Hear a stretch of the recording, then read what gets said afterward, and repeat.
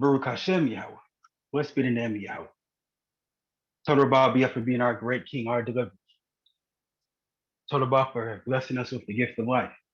And I ask that you may forgive us for our sins, our transgressions, and our iniquities. Please forgive us for the evil that we have done to you. Only against you have we sinned. Now I ask that you may give us the strength to forgive those who have sinned against us, so that we may receive forgiveness for the things that we have done against you. And I ask that you may remember those who are afflicted. Please remember the poor, the fatherless, the widow. And please remember those who may be sick, those who are recovering from a surgery or some type of injury. And I will also ask that you may remember those who may be in prison. I ask that you may use us to help those who are afflicted. I ask that in due season that we all can be made perfect. And I ask that we will not be conformed to this world, but I ask that you may strengthen our hearts or renew our minds so that we can be presented to you as righteous sons and daughters before your face. And I ask that you may open up our hearts as we go into this lesson. And I ask that we will not just be hearers of your word, but we will be doers also. And I ask that you may give us the kokma, the wisdom to navigate through this filthy world. But I ask that in due season, we all can be made clean, that we all will be perfect. And I ask that you will be pleased with all that we say and all that we do. For we know that you are not Elohim who takes pleasure in wickedness, but you are Elohim who delights in righteousness, who delights in being set apart. I ask that you may guard us from all forms of evil, whether it be spiritual, whether it be physical. And I ask that by your mercy and by your righteousness, we can be delivered from the things that we need deliverance from. The Tehillim or Psalms, chapter 16 reads, Guard me, O El, for I have taken refuge in you. I have said to Yah, you are Yah. I have no good besides you. As for the set apart ones who are on earth, there are excellent ones in whom is all my delight. The sorrows of those who run after another are increased. I would not pour out their drink offerings of blood, nor take of their names on my lips. Yah is the portion of my inheritance, and my cup. You uphold my life. Boundary lines have fallen to me in pleasant places. Indeed, a good inheritance is mine. I bless Yah, who has given me counsel. My kidneys also instruct me in the nights. I have set Yah always before me, because he is at my right hand. I am not shaken. Therefore, my heart was glad, and my esteem rejoices. My flesh also dwells in safety, for you do not leave my being in Shiloh. Neither let your loving committed one see corruption. You show me the path of life. In your presence is joy and satisfaction. At your right hand are pleasures forever. Hallelujah. I ask that you may continue to guard us, those who are on this call, those who are not on this call. Keep us far from evil and keep us on that narrow path which leads to everlasting life. Let your will be done. Amen, amen, salam.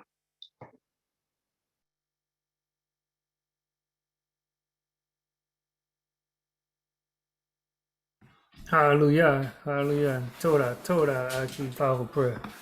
Shabbat shalom, Mr. Bakai. Oh man, I just want to give Steen all Steen praise in the Most High for getting each and every one through this week to see another Shabbat. You know, it's been a long week for me and my Mr. Bakai, my family, but Toda Yah for you all, for all y'all prayers. Me and my Isha, I appreciate you all, man. It's been a long week. So I open the floor for any praise reports. The floor is now open.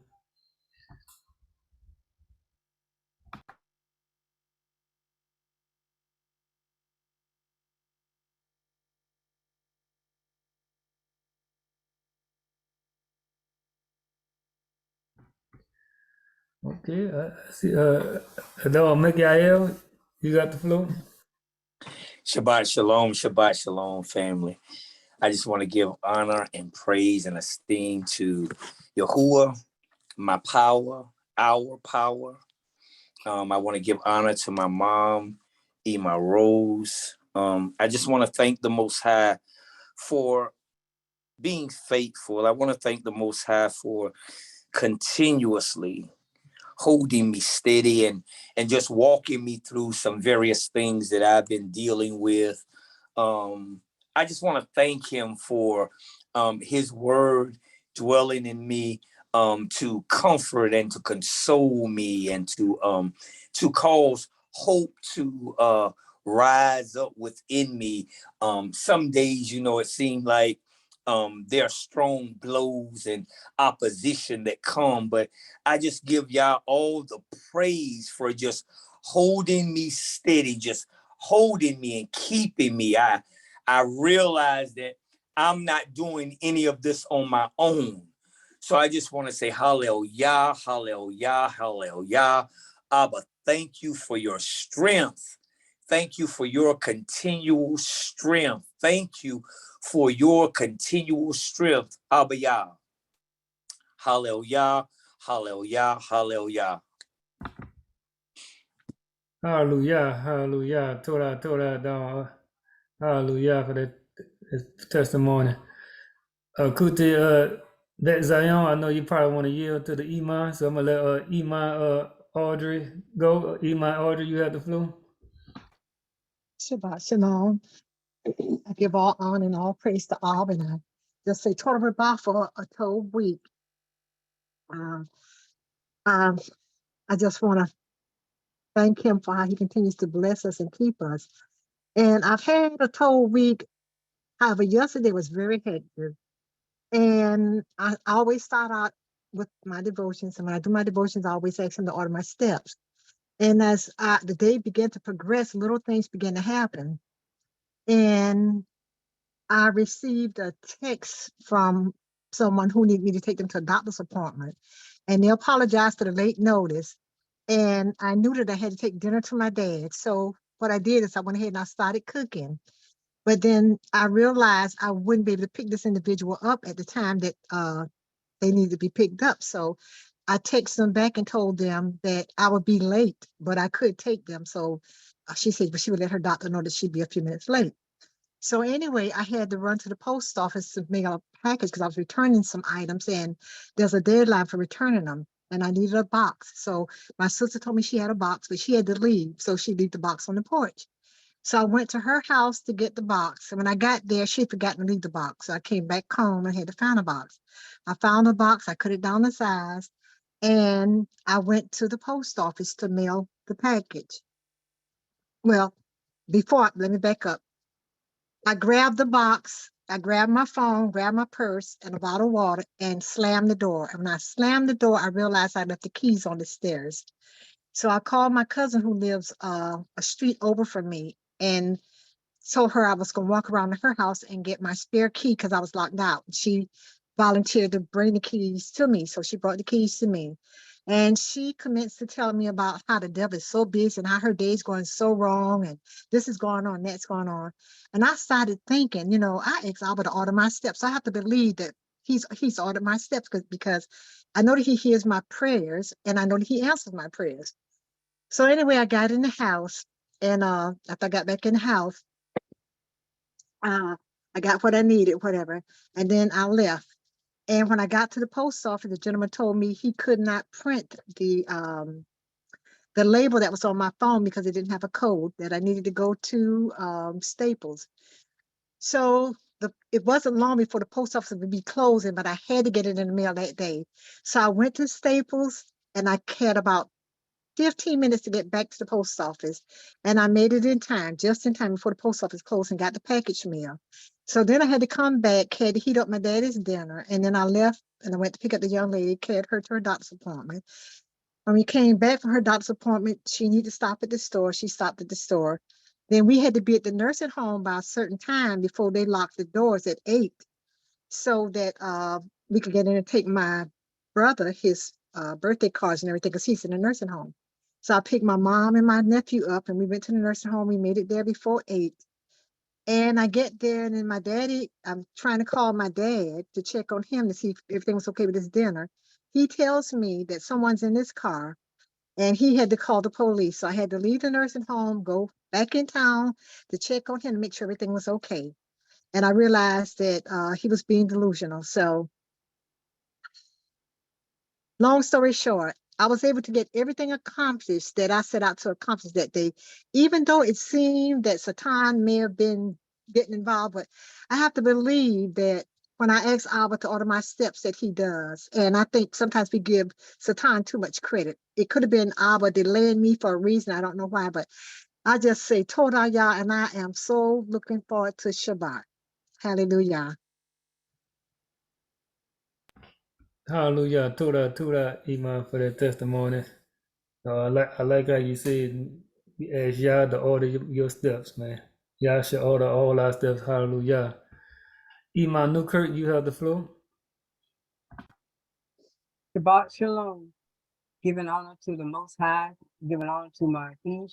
I just thank and praise y'all for how he brought us through the week. I just thank and praise y'all for his goodness and his mercy. And when I think of the goodness of Yah and all he's done for me, my soul cries out, hallelujah, hallelujah. And also I thank y'all. I have a chance to witness to some Christian folks today, this week. And when I was witness to them, their faces was lit up and was such an awe about who they are and how they changed the Sabbath and everything. And so one guy said he wanted to come to our service. And before I left, and last thing he said to me, he said, our people are destroyed for the lack of knowledge. And I just praise y'all that they was very acceptable for what I was telling them about the changes. And I just thank and praise y'all how good he's been.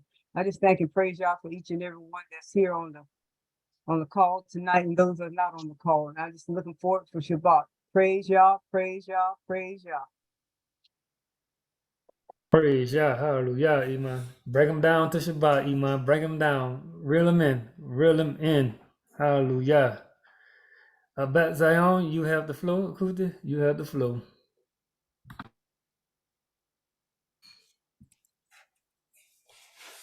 Shabbat Shalom. Shabbat Shalom. You not gonna say it? Yes, after you. Okay. Shabbat Shalom. First and foremost, I want to give honor, glory, esteem to the Most High Yah for this day. I also want to thank Yah for everything that He has done and all the testimony I'm hearing. All the testimonies are told of Yah showing His grace and His mercy. I just want to thank Yah for the little things, like a roof over our heads, lights, water, something to eat on the Shabbat, not being hungry, not being, not living on the streets, not experiencing hardship like some people are experiencing hardship. I want to thank Yah that He put all of us in a position to where we can help someone who's experiencing hardship. And if that do come, let's help someone who, is going through hardship, because we don't know what someone is going through. So I just want to thank Yah for these small things that He give us, water, light, stuff to make us comfortable while we're living in Babylon. And I said, just reach out to somebody and help, because we have these neighborhood kids who come around and they always turn the water on. And, it's hot in Texas. The average temperature is like 105 daily. So it's hot, you have these kids come around and they want to turn the water on. I say, hey, I don't mind you coming to turn the water on, just come knocking door and ask, And then they came by and they knocked, they asked if they got some water, and it was hot. So gave them a juice box, gave them that juice box to drink, and, tell them go put some shoes on and stay out of the sun. Don't be out of the sun all day, just to, help somebody else and stop thinking about ourselves and be helpers. That's all we have.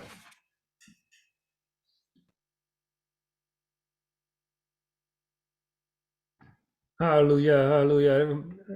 Toda for that. Can you remind me of that song? Reach out and touch somebody's hands. Hallelujah. Shashimo, you the last one for you got the floor?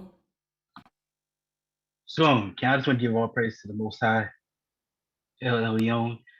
Not going to give thanks to the Most High for a lot of things. He's been told to me not only this week, but for the years that I've been in this walk, couple of years that I've been in this walk. And I was thinking how all the things that the Most High delivered me from. And I was also thinking about the progress that I see within myself, and that's because of the Most High and His Word. And then I was just thinking about how faithful the Most High was, to me. And I was thinking to myself, why the Most High, do all this for me? But that's the love of the Most High, you know, His mercy, His righteousness, and it gave me the drive to do more, to extend the Most High's name, because I see it like if someone, let's say someone makes a cake, you know, and they give the cake to people, say this is the best cake I ever had. I want you to eat too, and then they watch the person eat it to see if they experience the same joy or the same pleasure they had.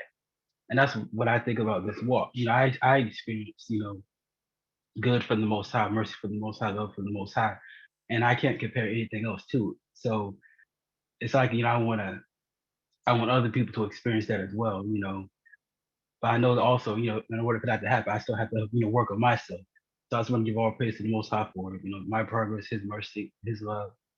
Just total about for Him for being an Abba to me and all His children. I yield. Hallelujah, hallelujah. Toda ya, toda ya. I turn the floor over to you, Moreh Samak. You have the floor. Hallelujah, hallelujah. Shabbat shalom, Mishpachah. Give all praise, honor, and esteem to the Most High. Toda Yah for another Shabbat for us all to delight in and to worship the Creator and have a holy convocation. Hallelujah. All right, Mishpachah, we're going to be doing something different tonight. We won't be touching in the Hebrew and won't be going to our normal scheduled Torah study based upon some questions that came out during our second portion last Shabbat in reference to some things in regards to marriage and things that some people have experienced and some questions that was asked that we was discussing after Shabbat last week. I made a statement that we would go into the marriage codex tonight. So we'll be presenting that. If y'all would just give me a moment, let me get my screen share together. And we just use that as a way to study and to discuss this tonight. What's going on the screen? Oh, no, it did not do that again, did it? Oh, there it is.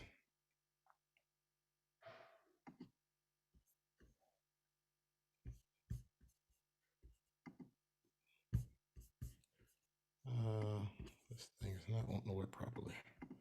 Y'all bear with me a moment. Sorry, I don't start. Oh, you already started, huh?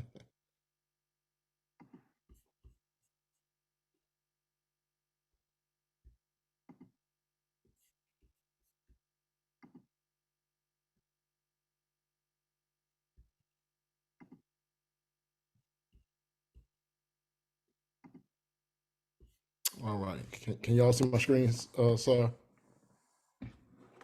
Canada. All right, all right. So again, Shabbat Shalom, Mr. Prakash, Shabbat Shalom. So as I was stating just a moment ago, that based upon some discussion that we had during the second portion of our Shabbat service last week, there were some questions that came up in regards to marriage and things like that. And we started a discussion, and I said that we would be covering the marriage codex on this Shabbat Eve, just to go into it with everyone, and we will open it up for discussion at some point. So starting up, what you have on screen here is NACOM, which is the North American Council of Maureen, in which I myself am a part of.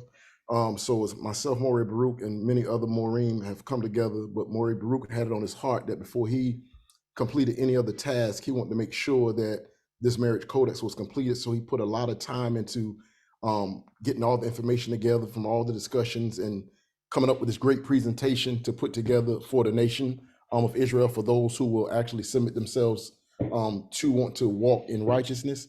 So again, NACOM is North American Council of Maureen, meaning Maureen or Morehs that's here in the United States that, in different cities and states that want to come together and try to be on a common goal. So that's who we are, with just a number of Maureen. All right. Starting off, marriage is honorable in all. All right. So we know that marriage from the very beginning was honorable to the Most High. Marriage is a very, in our community today, it's actually not as honorable. It's a high rate of divorce.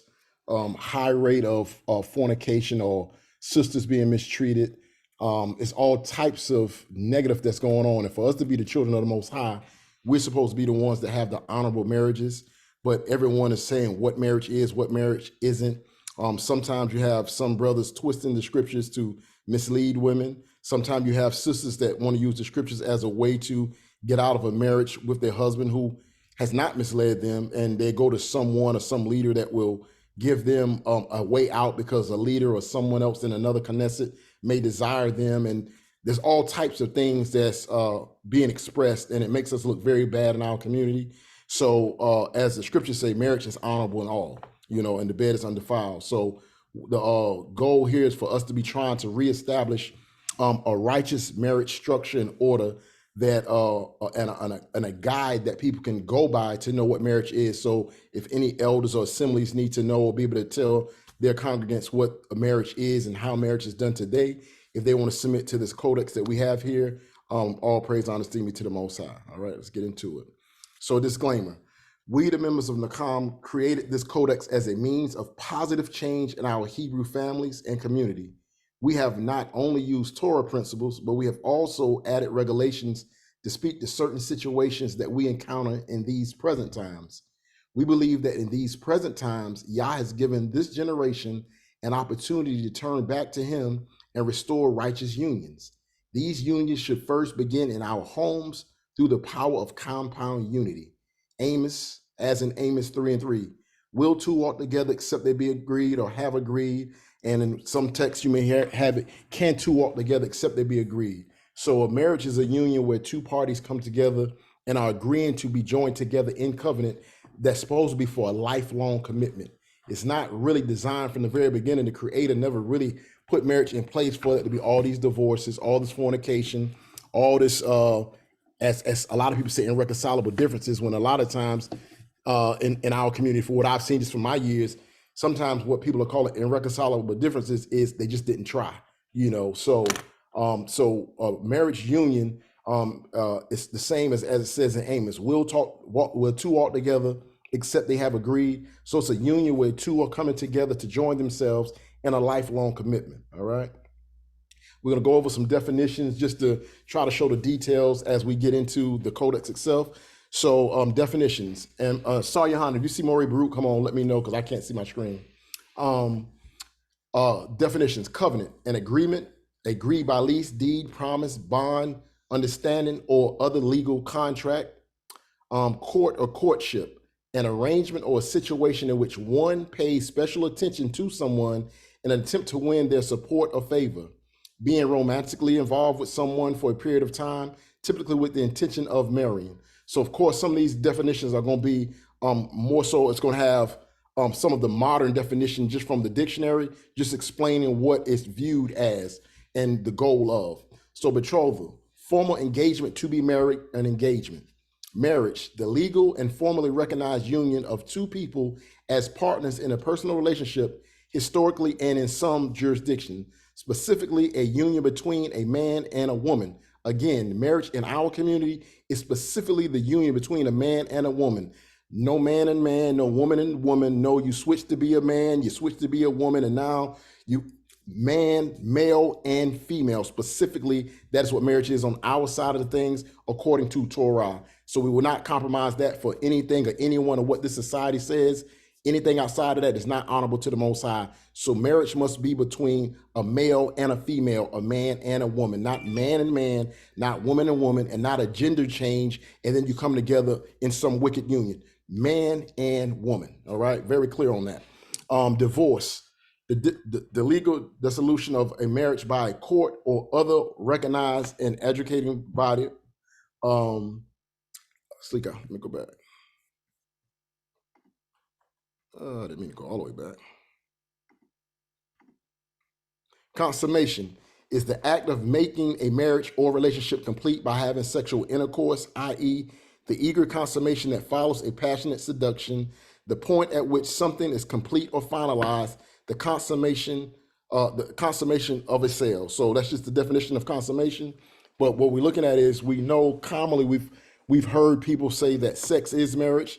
Then you have the opposing view that say, no, sex isn't marriage. But in reality, if you understand from the Hebraic culture, that at some point sex is a part of marriage and it depends on the relation. So sex without a covenant or an agreement is simply fornication. But if two parties agree to be husband and wife, and they agree that, hey, before the Most High is my witness, if we come together and we join ourselves in our desires together and we join ourselves together, we are going to covenant, or we're going to agree that we are going to be husband and wife according to text.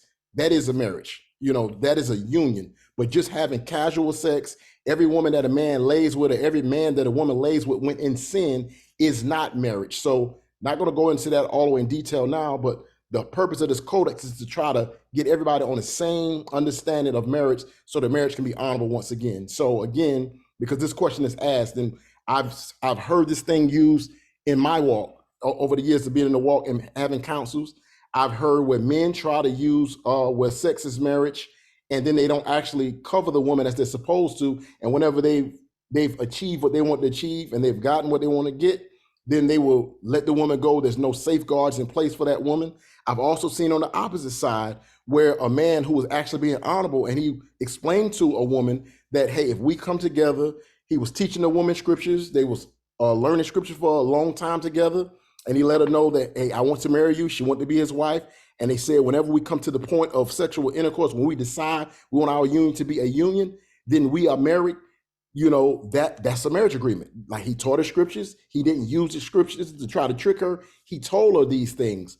But I've seen where a sister came back and said, well, you know, someone else told me that's not marriage, and I don't want to be with him anymore because X, Y, and Z, which was not justifiable, but because someone else in another congregation said, well, that's not marriage. If you made that covenant, if you made that agreement, y'all not have children that's 5 and 7 years old. You've been together all this time, and you on record has said that he told you this before y'all entered this relationship, and you agreed to that. That is a union. That is a covenant. That's binding.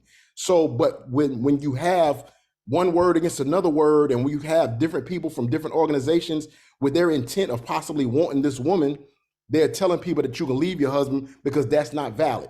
So what we're trying to do again is cut all the nonsense out if we can help it, for those who will submit themselves to righteous order. All right. Going forward, definition. Ketubah, a Hebraic marriage contract presented on the day of marriage by the groom. Before I go any further, Shai Shamar, if you could give for me the book of Shemot or the book of Exodus. The book of Exodus. And if we could, let's just start off at, just for the sake of some thought, start off at Shemot or Exodus 23:1.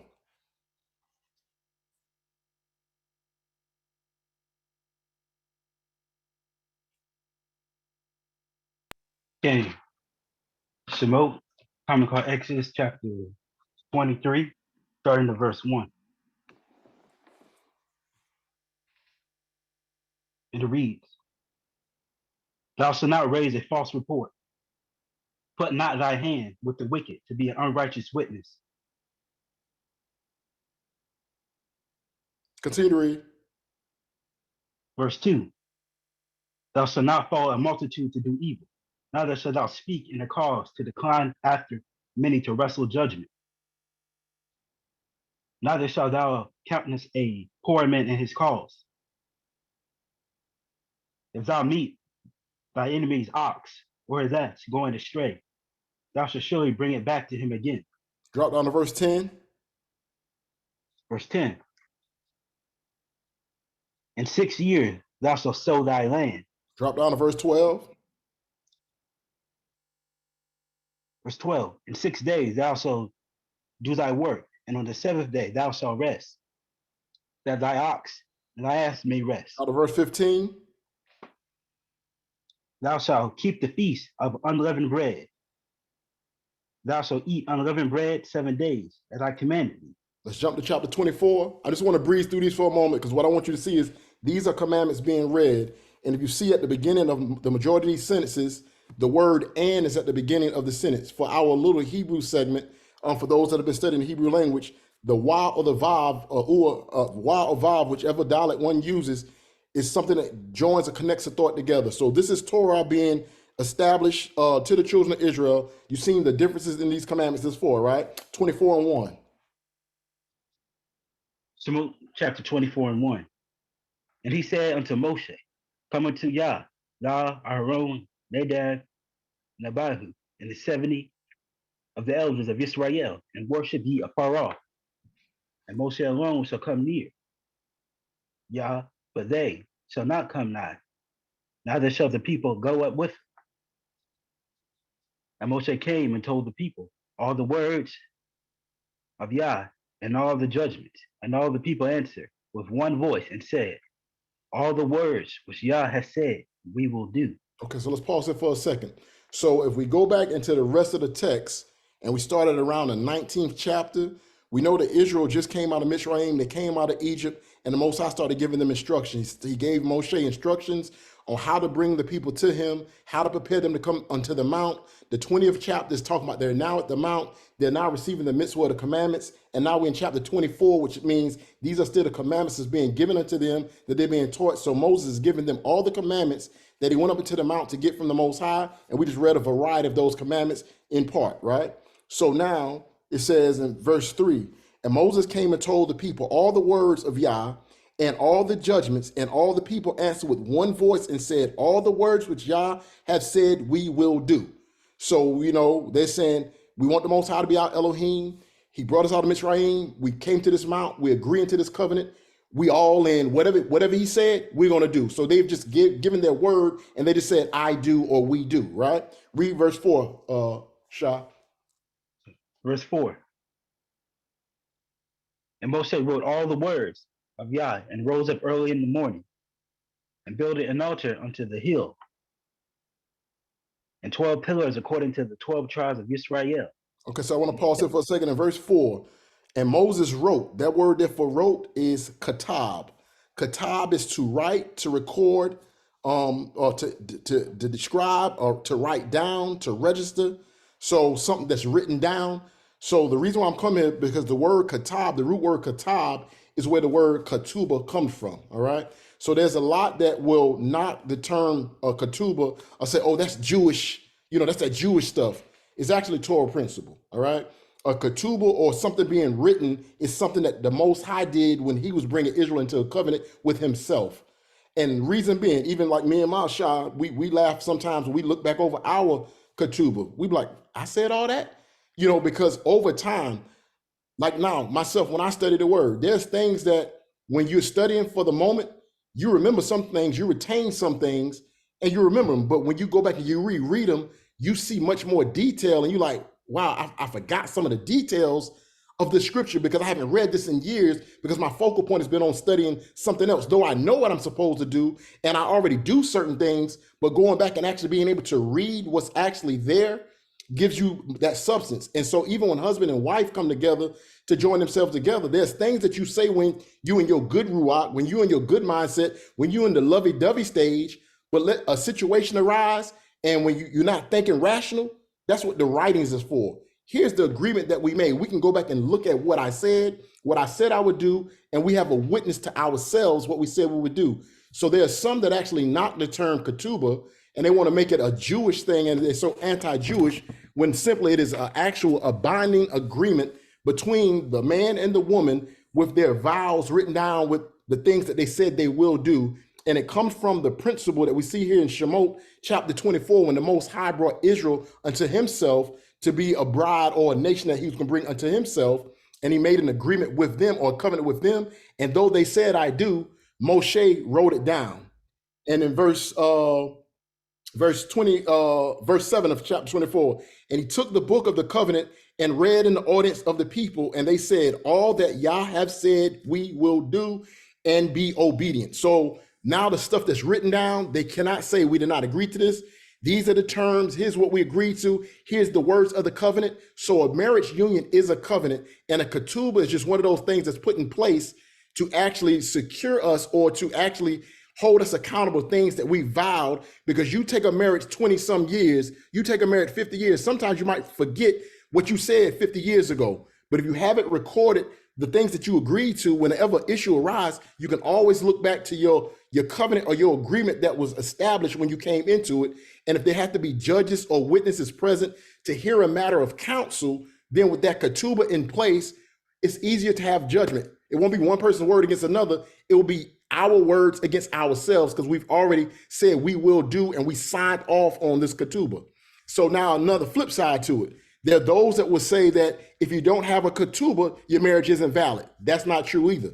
If people have made a vow and a covenant with themselves before the Creator, and they've made that vow and they said it out their mouth, and they earnestly, and they said they meant this thing, that's why it says every idle word that you say out of your mouth, you should be held accountable. So even if a person did not have this in place, but they vowed to be someone's husband or wife, they are still in a marriage union. The purpose of this codex is to try to protect from the nonsense that's been going on. And it's a good thing that we should have these ketubah in place, all right, to make marriage back honorable again, all right? So it says the Hebraic marriage contract presented on the day of marriage by the groom. Moreh, a Hebraic term used to describe a teacher or an oracle. Polygyny, marriage in which a man has more than one wife. Before we get ready to jump off the call, everyone does not agree with polygyny. Everyone does not subscribe to polygyny. But before going forward, we know this is Nakam, which is the Council of Moreh, right? But just so you know, there's elders, imams, nashim, or wives that help put this stuff together. We did not only go from a male perspective. We did not only go from those who believe in a marriage just to one wife. We have both a view from those that practice polygyny. We have it from those that don't practice polygyny, because what we want to do for the nation is have something in place where everyone can say this codex has been well thought out and have been prepared. And we have imams, elders, and wives that have read over, that was in the process of helping us come up with this finalized copy that we're going with thus far. So there's been multiple people and perspectives that's been put into this. So we're not only looking out for the men, we're looking out for the women. We're not only looking out for the women, we're also looking out for the men. So both elder men and women was a part of us, helping us put this marriage codex together, or going back, reviewing, helping us revise, giving their input and statements. The women and sisters got on to give us the viewpoint from a woman's perspective of the things that they've experienced or they've heard other sisters experience in this community. So we put things in place to try to rectify some of this stuff going forward. But the point is, so just because you may not believe in polygyny, there's some who do, and it's actually covered according to the text also, but there's also rules to polygyny also, which we'll cover further. So I just want to say that, because I know when some see that word, they're going to jump. And this document is not a document that's saying, hey, you have to be in a polygynous marriage. That's not what it's about. This is covering for those who are not with polygyny or with polygyny, but we're just defining these topics as we go forward, or these words as we go forward. Elder, of one or more out of a group of associated people of a greater age. Scribe, a member of a learned class in ancient Israel, through New Testament times, studying the scriptures and serving as a copyist, editors, teachers, jurists, a copy of manuscripts, an official or public secretary or clerk. So a scribe was one that wrote things down. The way we have some of our recordings and our records to even have a word that say what someone was doing in ancient times is because there was someone writing and recording things and events that took place. There were people that took registries. When you go and you reading Torah and you seeing where and so beget so-and-so and so beget so-and-so, there's a recording. There were scribes that would scribe certain things. So in our communities today, we need to have the scribes present. There needs to start being these recordings, these manuscripts, these copyists, these editors that have these records, or they're signing off on things and recording things, so that our community is not still looked at as a joke. And I'm going to be honest with you, really, for us to be the Most High's chosen people, as a lot of us boast, we look like clowns. We look like a clown show. Marriage is supposed to be honorable in all, and we have the worst marriage record. We have the most wickedness that go on in marriages. So writing some things down and having a recording is one way that we feel we can help our community return marriage back to being honorable. Kohen or Kahan is a priest, usually from the tribe of Levi, who stands up in anyone's matter and labors his cause to Elohim. Witness, a person who sees an event as it takes place, typically a crime or accident. All right, so that's what a witness is. All right. Moving forward. Hold on. Somebody trying to come in the room. Saw you got him? Okay. Move this on the screen. All right. 3 C's of marriage. Community announcement. All relationships will be announced so that the communities are aware.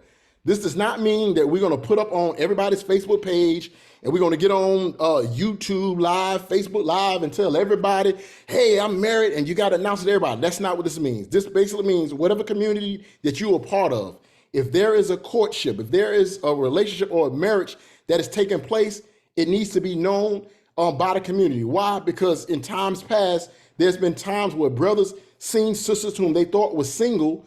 Brothers are, trying to be noticed by the sisters. Brothers have even tried to talk to sisters' fathers and things like that. But if the sister is already spoken for or taken or in a courtship, that needs to be known she's off the market so that brothers are not coming off creepy, and the sisters getting irritated with why he always in my face when he's just trying to say, well, the sister seems to be in the Most High. I never seen her with a man, so she does have a man. And if he is a part of this Knesset, this assembly, these communities that we are part of, it needs to be known so there's not just something that's unknown and so that nothing foul takes place, all right?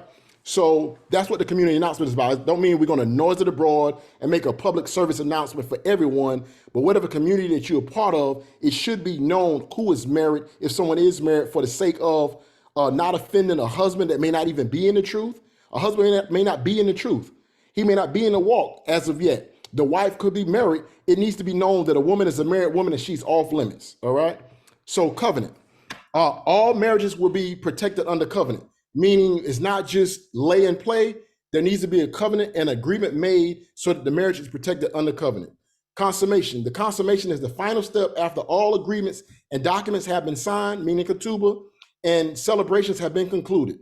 No, community announcements are for marriage and are not necessary for the courting process based on privacy preferences. So what we mean by this is if 2 people are in a courtship, they may just want to get to know each other, but it does not at that time have to be noised abroad. It can just be, hey, we're interested in each other. They're trying to get to know each other, but they don't know if they're going to actually enter into a covenant. That is not anything that has to be necessarily announced to everyone unless they're in a serious phase and they now know we're going to agree to a marriage terms. But there is still going to be within the Knesset those who are to know. All right, and we're going to get to that in just a moment. But a community announcement is not made like, oh, so and so and so is courting. Sometimes, for the sake of trying to keep others out of people's business, while they're trying to get to know each other. But now the elders and things like that, they will be on notice, and you'll see in just a moment. But that does not have to be announced the same way as a marriage has to be announced, because it should be private marriages. And when we're saying about these private marriages and the reason why it's being announced, there's been cases where a wife didn't even know that a husband has another woman that he's joined to himself that's been in someone's house. She think they're their sisters, and she may not even, her mind even be with polygyny and don't even know that her husband is married to another woman that sit right in Shabbat service with her. And then it comes out some way when someone else finds out, and that's a whole bunch of mess right there. And that tears up families, that tears up people, that tears up Knesset and assembly. So we're just trying to do everything decent and in order, all right? Criteria for Hebraic marriage today. Time frames. Any member of the congregation must be an active member for at least 6 months before pursuing another member for courtship. This is to give adequate time for active members' leadership to get to know the individual. This is applicable for males and females, and only under special circumstances will this be waived. Note, the leadership of the congregation will take responsibility for all new relationships on their watch and will coordinate with other congregants, or other congregations, if individuals are from different assemblies.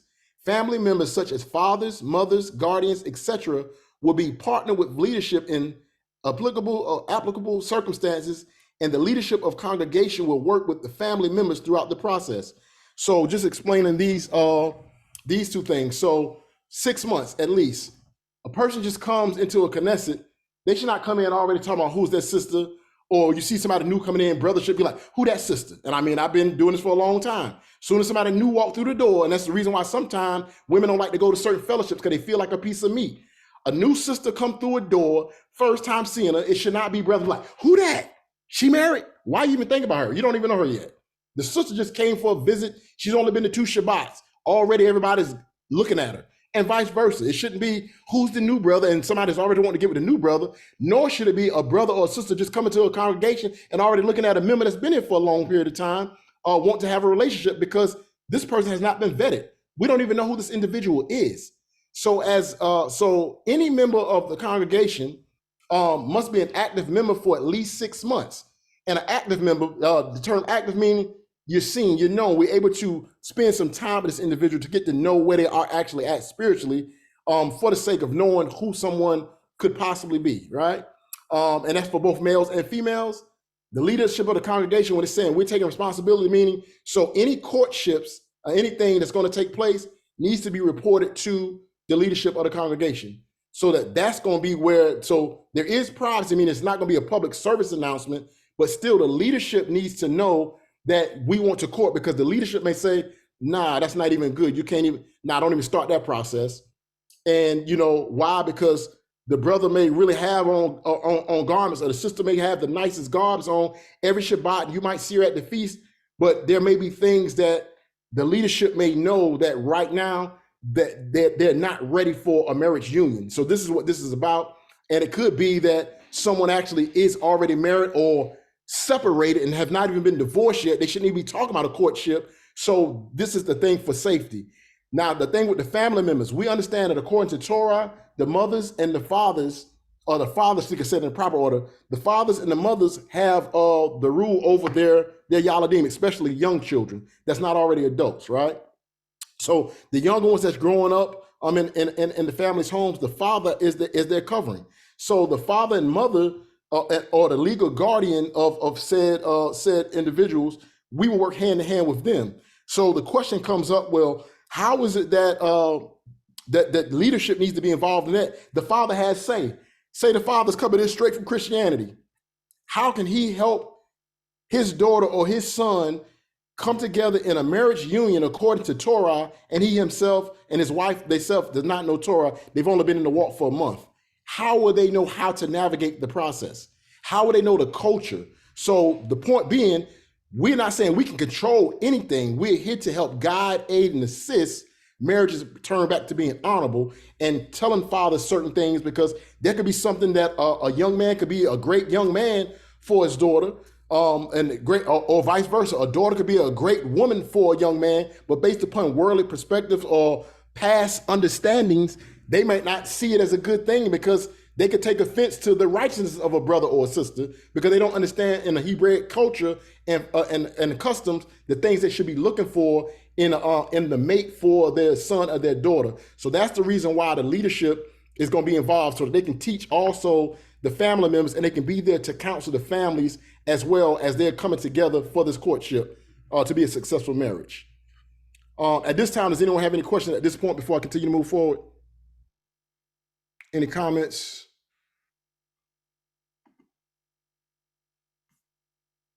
All right.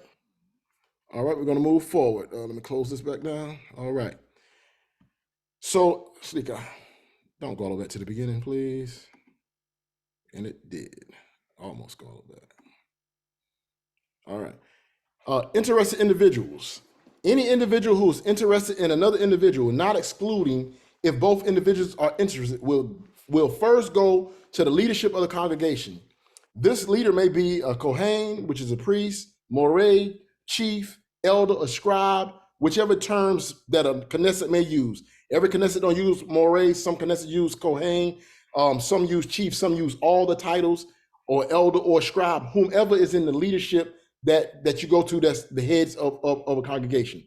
Of the congregation, and should be first sought out before approaching the individual to see if they're interested. So even if someone is interested, before they even go to the individual, they should go to leadership to state their said interest, because at that point, leadership can keep the situation from happening of you going to someone that's already in a courtship with someone else, or someone that has a husband that's not in the truth, or someone that may have a husband or a wife that's in another congregation that they still are married, but they for whatever reason, their job, the professions, for whatever reason, for a moment, they're living set apart. There could be someone that's in the military that's off on duty. So you might have seen a sister for a couple of years without a man or covering. So you may think she's on the market, but she may not be. So this is to cut down on approaching someone for this that may cause any issue. So it needs to be whichever, whether it's the male or the female, if they are interested in someone, they should come to the leadership first to present it. Why? Because there's things that leadership will know if this person can be approached or should be approached or not. All right, just to try to keep the righteousness and to keep situations down and from happening in Knesset that I've experienced through my many years of being in the wall. All right, this is to ensure that both individuals are available and to save an unwanted embarrassment or uncomfortable situations. This also creates a safe environment among members, knowing that the leadership is assuming responsibility and requiring accountability for all members, not some, not males or females only, but males and females. So this is to try to ensure a safe environment of righteous behavior. All right. Note, once leadership has confirmed that both individuals are available and willing, they will notify them. Leadership members are considered mediators in the situation. All right. Courting process. The courting period, let me go back to this, well, we're here. The courting period will be for a minimum of 6 months, but can be longer depending on the man and woman involved. Only under special circumstances allotted by leadership will it be for a period of fewer than 6 months. So you've seen previously, we said before anyone can even want to enter into a courtship or approach anyone, they need to be in a Knesset at least 6 months. That's a strong at least. A lot of times it's gonna be more than 6 months, you know what I'm saying? But 6 months is the minimum, at least a 6 month minimum, and a courtship should be a 6 month minimum. But it can be longer depending on the man and the woman involved and the things that they're trying to find out about one another. It could be a longer process. Only under special circumstances allotted by leadership will it be for a period of fewer than 6 months. I'll give you one of those special circumstances. So for 6 months of someone being in the Knesset of the assembly, there could be a person who is not directly in our assembly at True Light, but it could be in one of our assemblies that's associated with us. We know them already. Leadership there knows them. The leadership can vouch for them. They're known. They're not necessarily a new person. They just may be new, or they just transferred to a different congregation, but they've already been a part of a Hebraic Torah observant congregation for many years. They've been vouched for by the elders there. If it's elders that we know and respect ourselves, because sometimes you may not even know the elders, so you might not even be able to take their word. So this would be the special type circumstances based upon if it's someone that the community actually already knows. The person just may not be a member of the congregation for 6 months. And also this 6 months process, a lot about special circumstances, that would be something that would be discussed by leadership at that time, what those special circumstances may be if it's fewer than 6 months, all right? During the courting period, vows must be made that no sexual intercourse takes place and that the man and the woman will only engage in minimal physical contact, and which when I counsel, I say abstain from all this, but we wrote this with ideas from others, but my thing is there should actually be, when we say minimal, like minimal, like no kissing, none of that type stuff.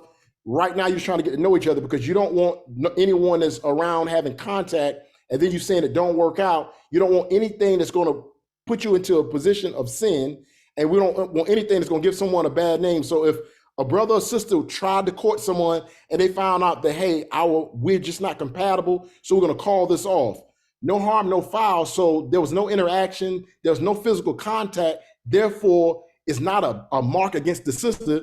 You know what I'm saying? Because she's talked to someone else or tried to allow someone to get to know her. She tried to get to know someone. So if none of these lines have been crossed, then there's no issue there. But if these lines have been crossed, then that's a whole nother thing. If some sin have taken place, some touching and all have taken place, that now kind of takes down the righteousness or the value of said brother or sister if they're known for being in relationships, which we're trying to prevent from the nonsense that's already going on.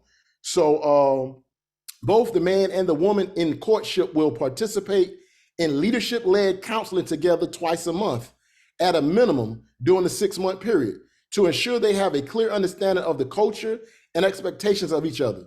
So, and I don't mean no offense by this at all, but sometimes sisters, you can think one thing of a brother, and sometimes brothers, you can think one thing of a sister, but when you go through a counseling process, whenever there's the desire of really liking someone, sometimes we can miss things. And so the questions that you may not know to ask one another or know how to get around asking, leadership-led counseling will help y'all ask some of the things that need to be asked to either make this be a quick process so y'all can halt it immediately, knowing that, hey, this just would not be a compatible situation, so no need to carry and draw this process out. Y'all just are not compatible. Or if you may be compatible and maybe having an issue here or there, viewpoints could be different, could come from different assemblies, and belief with doctrine could be something that's now hindering. Whatever the things that may be discussed as you're trying to go through your get to know process, leadership-led counseling will be able to help with those situations, all right? The courting process is one in which the two individuals are afforded time to get to know each other and ensure compatibility. In that time frame, the couple will be instructed in the cultural practices of marriages. Toward the end of the courting period, they will begin to write down their contractual agreements with each other to be recorded by the assembly scribe or record keeper. Note, in the case of a virgin or a young lady still living in her parents' home, the father and mother will be involved in the process, and all meetings will be supervised and organized by the families. Leadership will oversee that process, but the parents will have the final word. Anyone who breaks their vow concerning sexual activities of any kind, including intercourse, will be liable to the judgment of the council and reported throughout the congregations. Chaperones are highly suggested during the courting process for accountability purposes. So basically what it said is already there have to be a vow that there will be no sexual intercourse. I'm one that for our Knesset, so leadership at different congregations may do things differently. I am one that believed in chaperone meetings. There should not be the meeting of a man and a woman together that wants to come together except to be chaperone. That's to try to keep sin out. So a chaperone meeting that keeps accountability, that keeps a sister from being taken advantage of, that keeps also a brother from being taken advantage of, that keeps from us allowing our flesh to get involved and we crossing the line that we didn't plan on crossing. So a lot of times people think, oh, they want to be in everybody's business. We're trying to be set apart. That's the problem now. We have no accountability. So this is all about accountability, and it's for protection for men and women in righteousness, all right? So if anyone breaks the vow, if they break the vow of sexual intercourse, any of those things, then judgment of the council and report it throughout the congregations, meaning that if this thing happens, then it has to be reported. It has to be reported. Why? Because if you have now fornicated with someone else looking for courtship, no, it needs to be known. No, these people did not even follow the rules.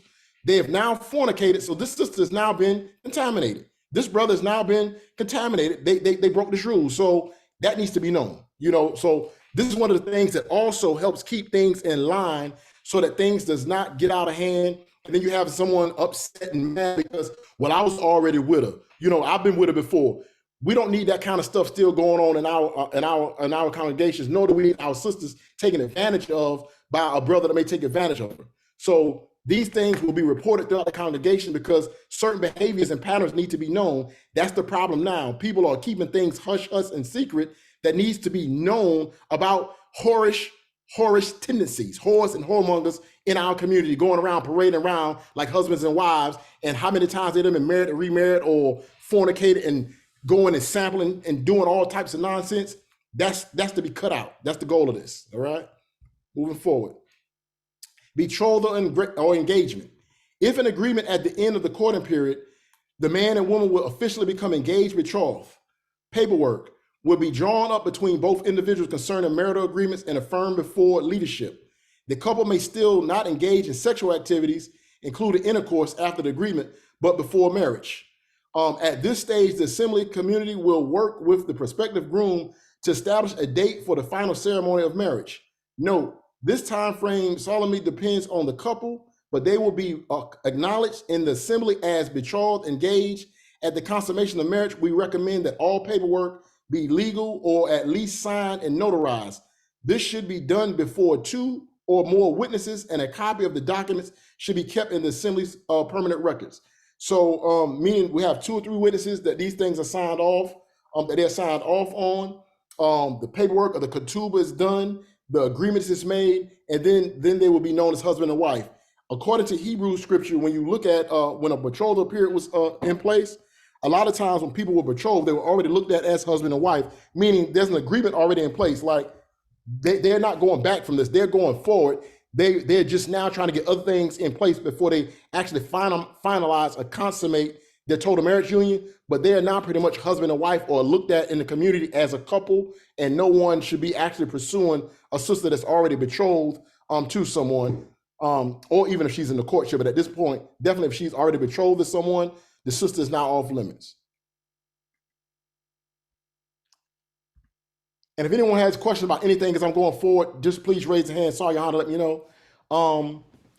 Polygyny. If a man desires to take a second wife to build his home, he must follow the same guidelines as stated before for a monogamous marriage. Meaning, just because he already has a wife don't mean he can come and secretly take another woman and do it his own way because I'm taking a second wife. It needs to be the same thing. There still needs to, he has to go through counsel. He has to go through the leadership. He can't approach some other woman. He needs to come through leadership. He needs to come state that he's interested in a woman. That way we can approach the woman. We can even find out if the woman is even with polygyny or not. If she's not with polygyny, we can let the brother know there's no need for you to even want to pursue that sister because she's not with that. That's what she stated. She's not with that. There's many sisters who are. And I'm going to tell you one thing I get so tired of hearing in our community is brothers trying to make women seem wicked, like they don't want to submit to the scriptures because they don't want to do polygyny.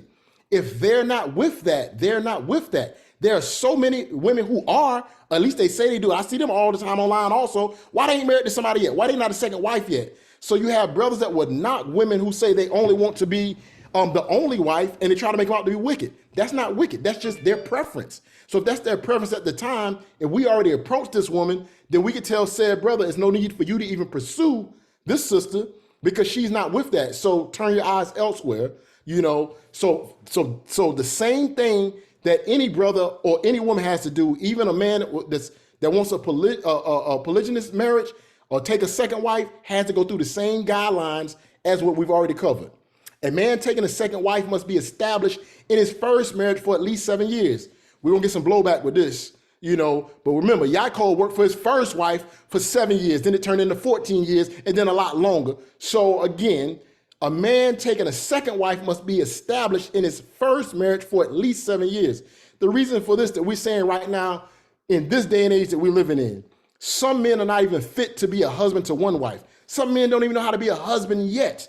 And in order to get to know, and married couples would tell you, when you get married, you start finding things out about one another. You have to go through a learning process of learning to mate, learning how, for your first marriage ever, you really are learning how to be a husband or a wife. There's a time that needs to be established that you be able to prove that you have been a successful husband to at least this woman that you've already been married to. Like I've told somebody recently, there's been stories that I've heard of people trying to court two women at the same time, want to get married at the same time. What level of wickedness is that, when you don't even have a wife yet and you're in a courtship with two different women? And again, that shouldn't be what our community is known for. Not that I'm knocking polygyny, but it should not be known that the reason why a lot of young brothers want to be Hebrew Israelites is because I can have more than one wife. I hear young brothers say that all the time. That's not the reason to be a Hebrew Israelite. You're a Hebrew Israelite by nationality, but as a Hebrew Israelite, marriage is supposed to be honorable in all. You have to be taught to love Yah first before you can even want to take a wife.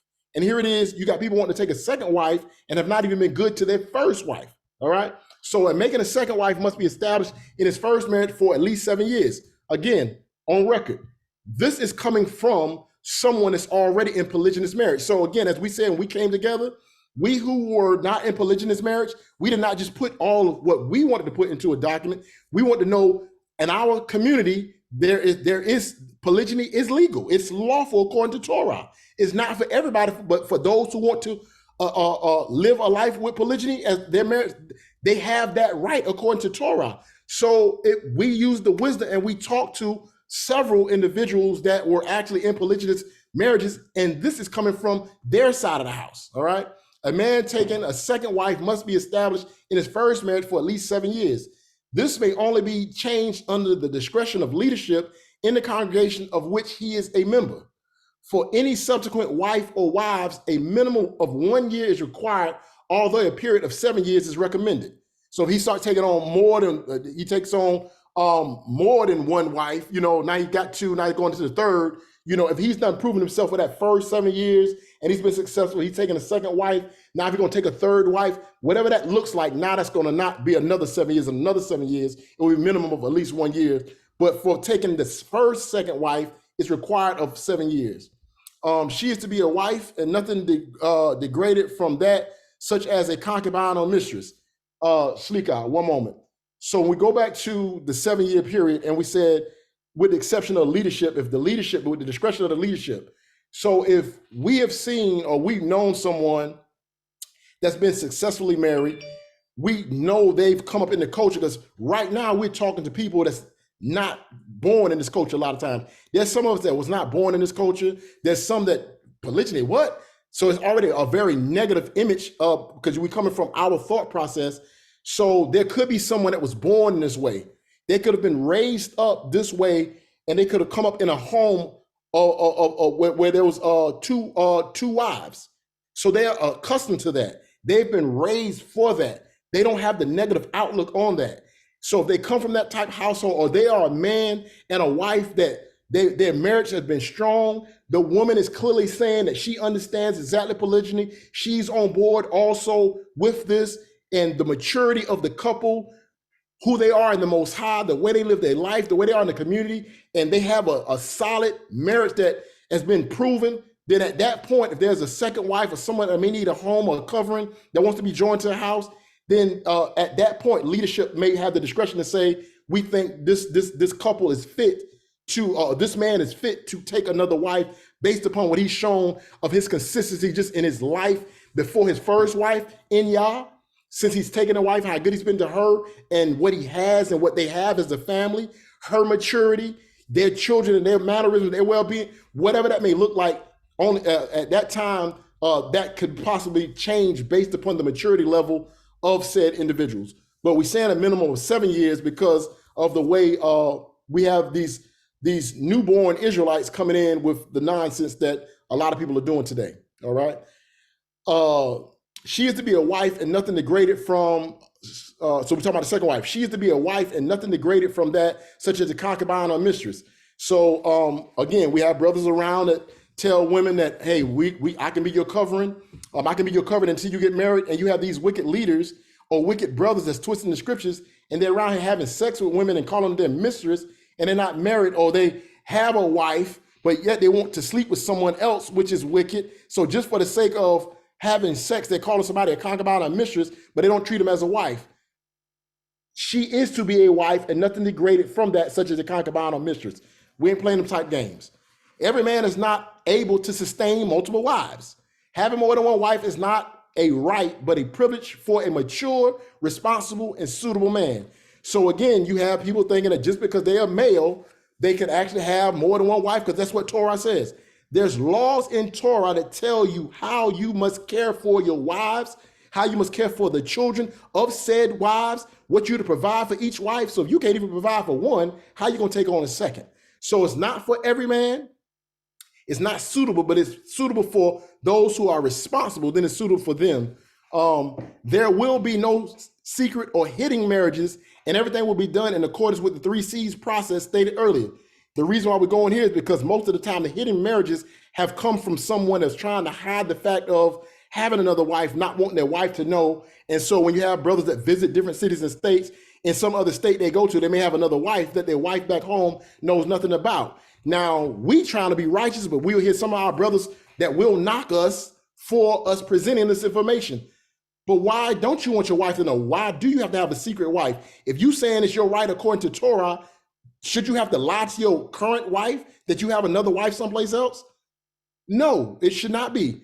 Israel should not be a nation of liars. There should not be a secret woman somewhere else that your wife doesn't know about, especially if you know that your wife told you from the beginning that she was not with that, and that was something that you vowed to her that you wouldn't do. Or like some people were married first under the traditions and customs of this land before even knowing what Torah stated. So if you were already married and your wife has the mindset that she's the only woman, and you know that's her mindset, and she's saying, listen, I hear what the brothers been saying, but we didn't get married like that. And when I married you, this is what I married you under.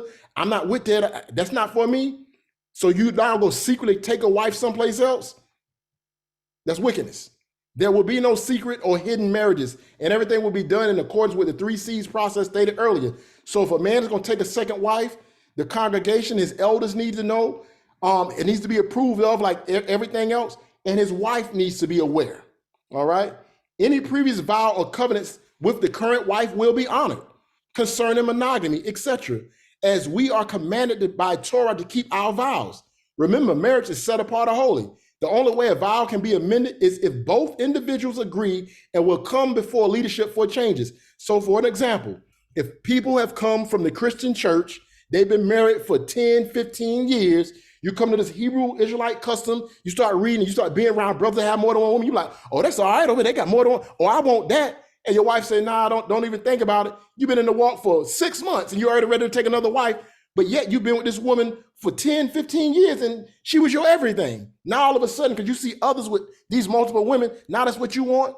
No, you can't break that vow unless it's an agreement and the woman matures to the point of saying, I can accept that, then it can be amended. Because when you married this woman, you vowed to her till death do you part to be with you and only you. If that was the covenant that you came in under, that's the covenant that you're under with your wife. The only way a vow can be amended is if both individuals agree and will come before leadership for changes, which meaning the wife will need to come present or come before leadership with you, stating that, you know, I now accept polygyny and I'm willing to allow my husband. And brother gonna be like, what do you mean? She can say she allowed. I'm willing to agree to the change of this, that my husband is allowed to have more than one wife according to as the Most High has allowed him. I've now matured to that level. But until she matures to that level, and if y'all were already under a covenant one way, that vow, that covenant must be maintained. All right. Note, a man's current wife and leadership should be aware. Leadership will verify that the man has an established household. It should be noted, polygyny is not a poor man's culture. So again, I'll read this part again in the note. A man's current wife and leadership should be aware. Leadership will verify that the man has an established household. It should be noted, polygyny is not a poor man's culture. What do we mean by this? We're not knocking and trying to say what a person has to have, but if you can't provide for yourself, how you want 2 women? Sleep got down. Yes, sir. Moreh Baruch is in. Told Adon. Moreh Baruch, whenever you're ready, you can take the floor, Adon. A man's current wife and leadership should be aware. Leadership will verify that the man has an established household. It should be noted that polygyny is not a poor man's culture. So basically, and I see this a lot now in our community nowadays, you have brothers that don't even work, but they try to get with these women who have decent jobs for the women to take care of them while they're playing video games and talking about they're going to do the work of the Lord, or we're going to do the work of the Most High, but you don't work and bring nothing to the table, but you're taking all these women for the women to take care of you. That's not what an Israelite man's supposed to do. Women is not put here to take care of us. We're supposed to be the providers of the household. Now, yes, a woman can help us build our house and establish our house, and she adds to the house, but to just sit back and take on wives that have a good career, have their heads on their shoulders, and they're going out working hard while you're a man that does not work and you don't even have your own household, but yet you want to take another wife, polygyny is not a poor man's culture. Yes, sir, Yamin. Yeah, Toda Moreh. I have a question about the time, like the timeline, the minimum time and stuff like that, as far as, you know, being in the Knesset for a certain amount of time. And the only way it could be cut is if the elders see fit. So my question is, it's a recommendation to something to look at to better. I think that the person in Knesset should be in the Knesset for a whole year, go through all the feast days. And that should not be changed. It shouldn't be, like I said, the elder shouldn't say, okay, well, special circumstances, that shouldn't be allowed. I think it shouldn't be allowed. You go through that year, you go through the ups and downs of the whole year, go through all these feast days, and then that shows your determination, that shows your willingness, that shows your obedience to the Most High. Not 6 months. Anybody could do 6 months. Not anybody, but most people could do 6 months. But a year is going to be really, okay, do I really want to do this? And that's what I think. And I think as far as the elders doing special circumstances, I think that could be a loophole because anybody could have a special circumstance to get it shorter. Anybody can put a reason to get it shorter. So that's just something that came to me, something I look into and see how we could better that, I think, or it could stay the same. Just pointing out. That's all I have. And trust me, Don, we've had a lot of conversation and discussion on this, and we're trying to make it. So one thing to understand too is these are our suggested things for anyone that will submit to the congregation that they are a part of and the leadership there. And as the word said, know them that labor amongst you. So we know we can't be respected of persons in judgment, or we shouldn't be, right? So the 6-month process is not for somebody that's new, that's not even been in the walk. When we saying that 6-month process, this is a person that already knows culture too.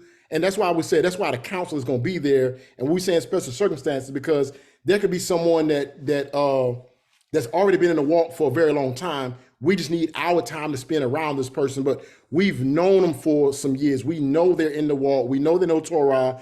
We've seen them. We've done a feast day here or there with them before. So they're not a totally brand new person. They're just new to being amongst us, for us to really get our observation, to get to know the individual, to see if they're really who they say they are. And really, me, Moreh, Baruch, and a lot of us, we in agreement with you, like, because when you go to the text, and here's part of just the discussion that we've had before, so when we was coming into this, so I can show you in text where there was no months. Go and get go to buy people, find one, bring back for my son, bring her back here. And when they came back there, they was married. You see what I'm saying? So we also can't get out of the guidelines of Torah, but we are trying to put things things in place for safeguards to help. But there's always going to be an opposing side, an opposing view to what someone says. But anyone that thinks righteously, like what you're thinking, like what we're thinking, they would be able to see, well, if I really want to be with this woman, I would labor for her. And so it's written this way. So this also is on, one of the statements that one of the imams made on one of the calls that we had when Moreh Baruch was presenting this. She was like, what women should be asking is, does your congregation or does your leadership submit to such guidelines as the marriage codex? Are you a part of the Morim, or are y'all in any way affiliated with the ones that's doing these things with these codexes, these rules and regulations in place that have accountability? And if they say, nah, we don't do none of that stuff, then it might, that can tell you a lot about where you are and how your leadership gonna conduct itself, right? But if you're someplace, and we still know men are men and still things can go wrong, and we've already said we can never cover everything in this document, and there's gonna always be an opposing view. So I can show you where someone worked 7 years, that turned to 14 years, that even turned to longer than that in the Torah. But I can also show you where someone came together within being brought back to the land, and an agreement was already made before she even met her covering and was brought back, and they became husband and wife like that. So that's the argument that you're going to always run into. And then brothers going to be saying, well, Torah says this. So this is a safeguard that we're putting in place. And if we see that it needs to be more than 6 months, that's what righteous leadership would say. It needs to be more than 6 months. It can go on record. The sister can already say, well, I know the Codex says 6 months, but I'm going to go ahead and tell you now, if you want to court me, I need at least a year. There's times when, even when you get to the Brit Kaddish, I say, before you burn your lust, take you a wife. Meaning, if you get to the point where you just really need to be married. So there are so many scriptures that cover so many different scenarios and so many different thoughts. So this is just guidelines to try to help regulate what's not been regulated at all, but trust and believe that the majority of us have already said exactly what you said, and that a year is shouldn't even be anything for a year. But even amongst us now, be it elders, imams, mores, some of us did not even go that long in a process before getting married, because sometimes you just already know that is right. But again, the special circumstances is because we've known this brother, because as you stated, we've done kept 7 suit coats with him and his brother and his father them. So we know this young man. We know this young woman because we've known her for the past 7 years. 3 times a year, even though she don't live in our state, we've seen her life on Shabbat when we have unity Shabbats. We've seen her life at Pesach and her service to the Creator. We've seen her prayer life on prayer lines. We see how often she's on studies. We pretty much see how she lives her life, and the leadership where she was once a member of, they can vouch for her. So this is what the 6 months is about, just a time of getting to know a person more so at that time. So yes, that's been one that as we bring this forward and we continue to present it for assembly to assembly, it's going to always come up, but the leadership will be the ones that will say the time. So leadership can say minimum of 6 months. That's the minimum. But leadership can say, hey, nah, y'all need more time. More time, because myself, I couldn't sign off on an agreement, on an agreement for y'all to be married right now, knowing that things are like they are. You know what I'm saying? So you need more time, or you might need to call it, you know what I'm saying? Whatever that looks like. So we couldn't cover every detail, but Toda don't, because you just give us, Moreh Baruch is not on also. So we're still hearing all of these things. And just do note that things like this, just like the laws of the land, sometimes there are actually amendments that are made to things as we mature and as we grow and as we see how things are working. There could be amendments made, but right now this is the protocols we try to set in place. Yes, ma'am, Imam Shoshana. Shabbat Shalom, Ms. Bakar. I am so blessed by this study tonight, this opening. My son recently got married, and it was according to this codex. They dated, they would contact with each other, and it was connected through their Moreh. They made the connection with them, everything that you laid out so far. And it's been over 6 months that they courted. And it was as according to this codex, and now they're married. They got married in June. So I'm like, wow, it really works. Prior to the marriage, I met this young lady over 2 years ago, and it was at Pesach, and she just stood out to me. And I remember praying for her that she be blessed by Yah, and that she do not be deceived by a lot of the men who were looking for second wives. And so come to find out, she ended up to be my daughter-in-law. So praise Yah. Praise Yah. Praise Yah. This is important. This is key, and this works. Praise Yah. Praise Yah. Total for sharing, Imam. Total for sharing. Hallelujah. Moreh Baruch, did you want to jump in at this time? I can. Can y'all hear me okay? Yes, sir. All right. Shabbat Shalom, everybody. Okay, I love the discussion concerning the codex, the questions, the comments. We definitely put a lot of thought into this, and still putting thought into it, as you can see. But definitely, as Moreh Samak said, concerning the 6 months, that's mainly for the leadership and those who are supposed to be watching out for the flock, to watch the person, to observe the person. And out of my experiences, that's a rule we used to have at COY. Before you could have any type of leadership position, you had to sit in the congregation at minimum of 6 months. And that was for us to kind of like see who you were, how consistent you were, because 1 month, 2 months, even jobs give you a 90-day probation period, a lot of jobs, you know what I'm saying? So it's like we doubled that and said we're going to give you, 6 months, to see how you're acting and things of that nature, to even be considered this. And it can go longer than that. And it can be shorter than that, depending on the circumstances, which is why that amendment is there. There are different circumstances where it may not be a situation where 6 months is necessary, depending on different factors. But this is just like any law, there has to be an integrity system built in place by the leadership. And that's how the law of Yah is abused. It's abused by men and women with no integrity. So they utilize what they call loopholes to abuse and try to get around things. But Yah is not mocked. So I wouldn't suspect anything less from a codex that was made by us, that people transgress and try to slick the laws of Yah, so we are aware of that, but we'll bring clarity where we can bring clarity, and this is for us to walk in integrity. So definitely appreciate the comments and then even suggestions, you know what I'm saying? Because like I said, these are that the suggestion concerning 1 year, some even said longer than that, you know, so. Okay. But this is to try to meet, this is to try to meet as many people as possible. Let me say that, it's not for everybody, but it's to meet as many people as possible, including even Christians, you know, Christians, Messianic, Torah-based, Muslim can use it.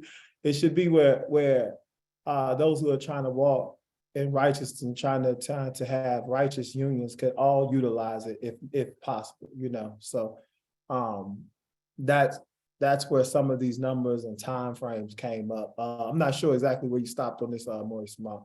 I just finished the very last point. I just finished the note on this one. Right. Okay. All right. Okay. So I didn't really hear what you, but you know what it is. Like I said, you helped create it. So yeah. All right. Well, we can go on to the next one then. All right. Is everybody clear and good on polygyny? I know that's always a topic of discussion, and is everybody clear on that section of the Codex?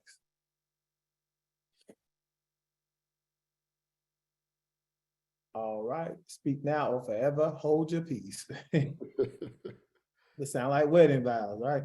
Okay. All right. So this part of the Codex is dealing with separation. So in the event that a couple decides to separate, they will present their case before a group of counselors. The counselors chosen from leadership will coordinate the separation details. The counselors will help coordinate a plan for the couple's separation. This will include counseling sessions, care and visitation of children involved, if any, a decision as to who will leave the house and where they will go, and distribution of resources. Okay? So this is, you could already kind of see what this is. This is to eliminate some of the foolishness that we've dealt with. People getting kicked out of houses or going places, they don't have nowhere to go, going to homeless shelters.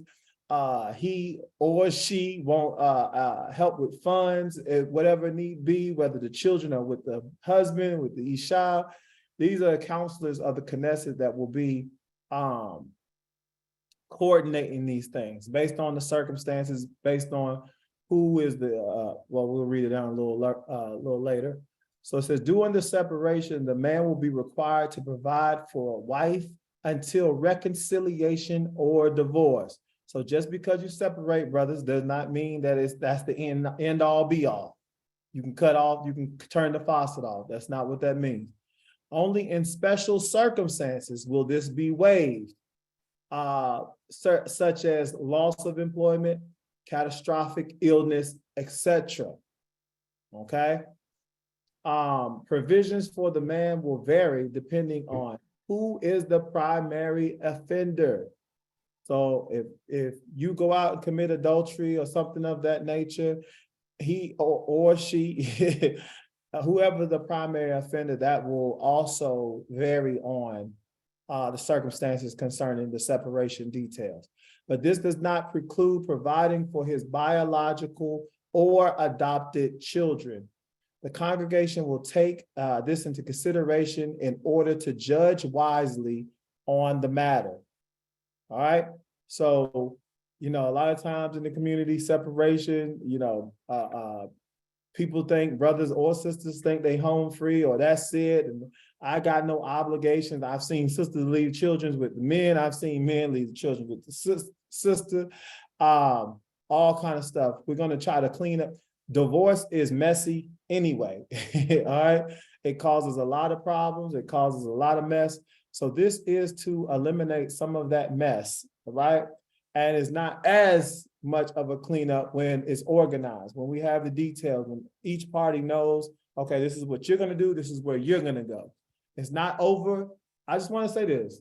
It's not over because you separate. Sometimes separation is a time of literally separation where reconciliation needs to take place, counseling needs to take place. So I don't always want to think, yeah, Maisha said that is the goal of separation. The goal of separation is at some point to come back together. That is the goal in the Hebrew community. So the goal of the separations is to come back together. And all cases, that's not going to be, that's just not, it's not going to happen. So this is what this is, these details are laid out for. If we have any questions or comments concerning that?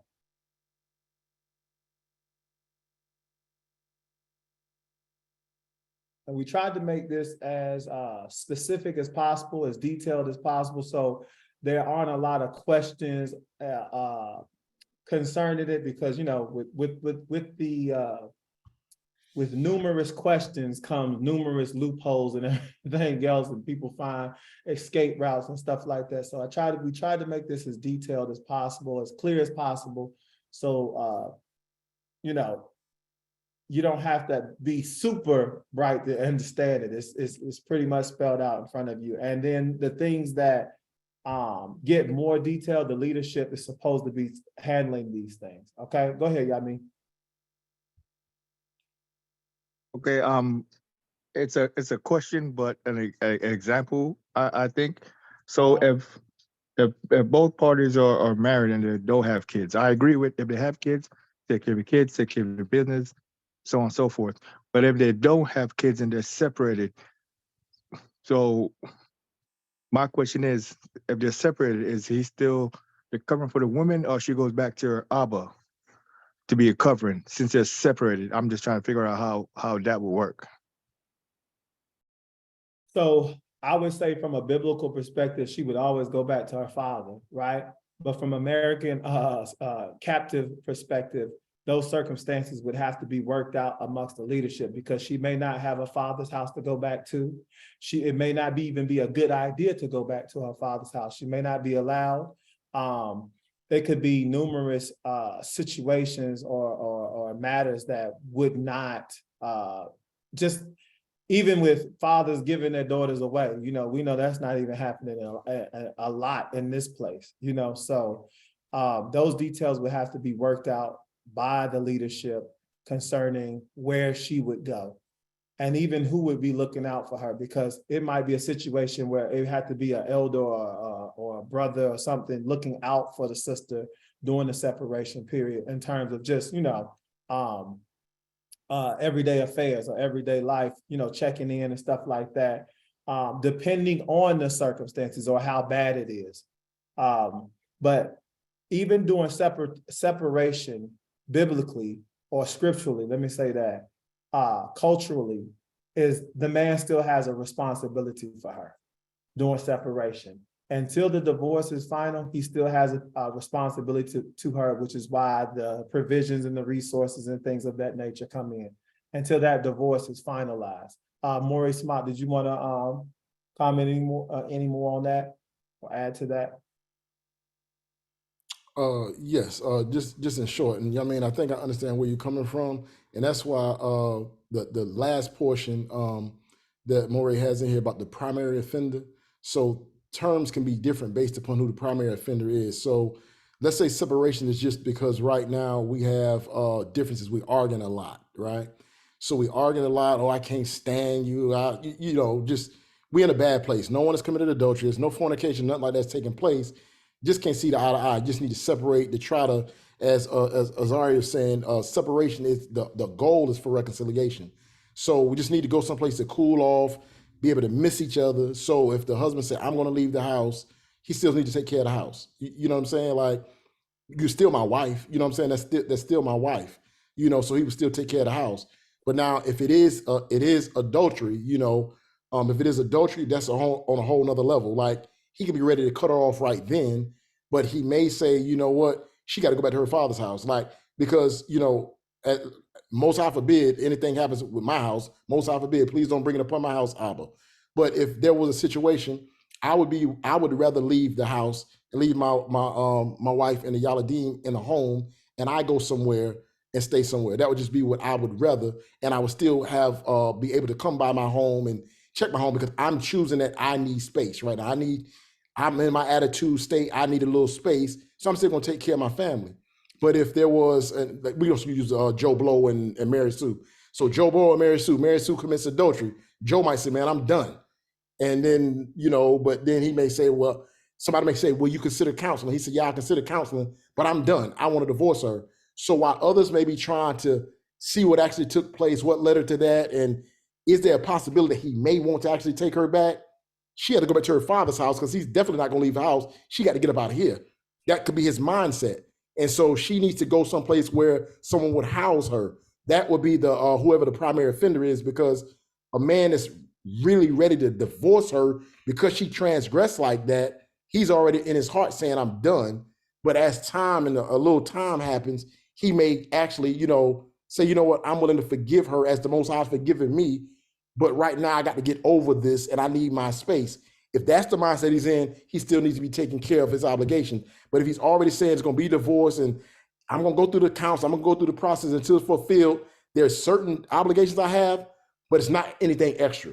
So she's going to her father's house or to an eldest house of whomever, as Moreh Baruch was saying, because a lot of people's parents are not in the walk. So someone going to their parents' house could be the worst thing ever, because they're going to counsel them based upon worldly counsel. So if there's an elder somewhere whose house they can go to, but still, as the Most High provided for us, the bare necessity, food and raiment, still, as he's still her covering, there's a bare minimum that he should still provide. But he can expediently push forward for his divorce if that's something that he wants to do. I mean, did that help at all, Adon? That helped, All right, anyone else? Any other questions or thoughts concerning separation?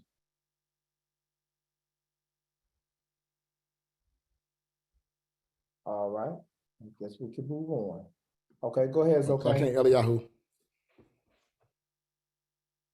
Shabbat Shalom, Mr. Cobb. Shabbat Shalom.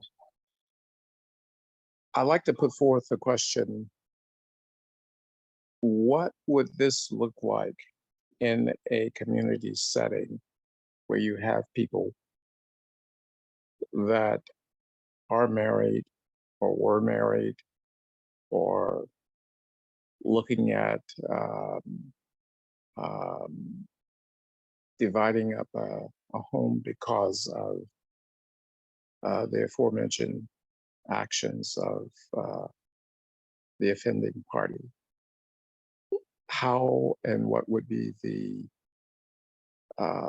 what would that look like in a community, since at some point that's what we are desiring to be, a community in a cod, living on the same grounds and so forth. So that is my question I put forth. I yield.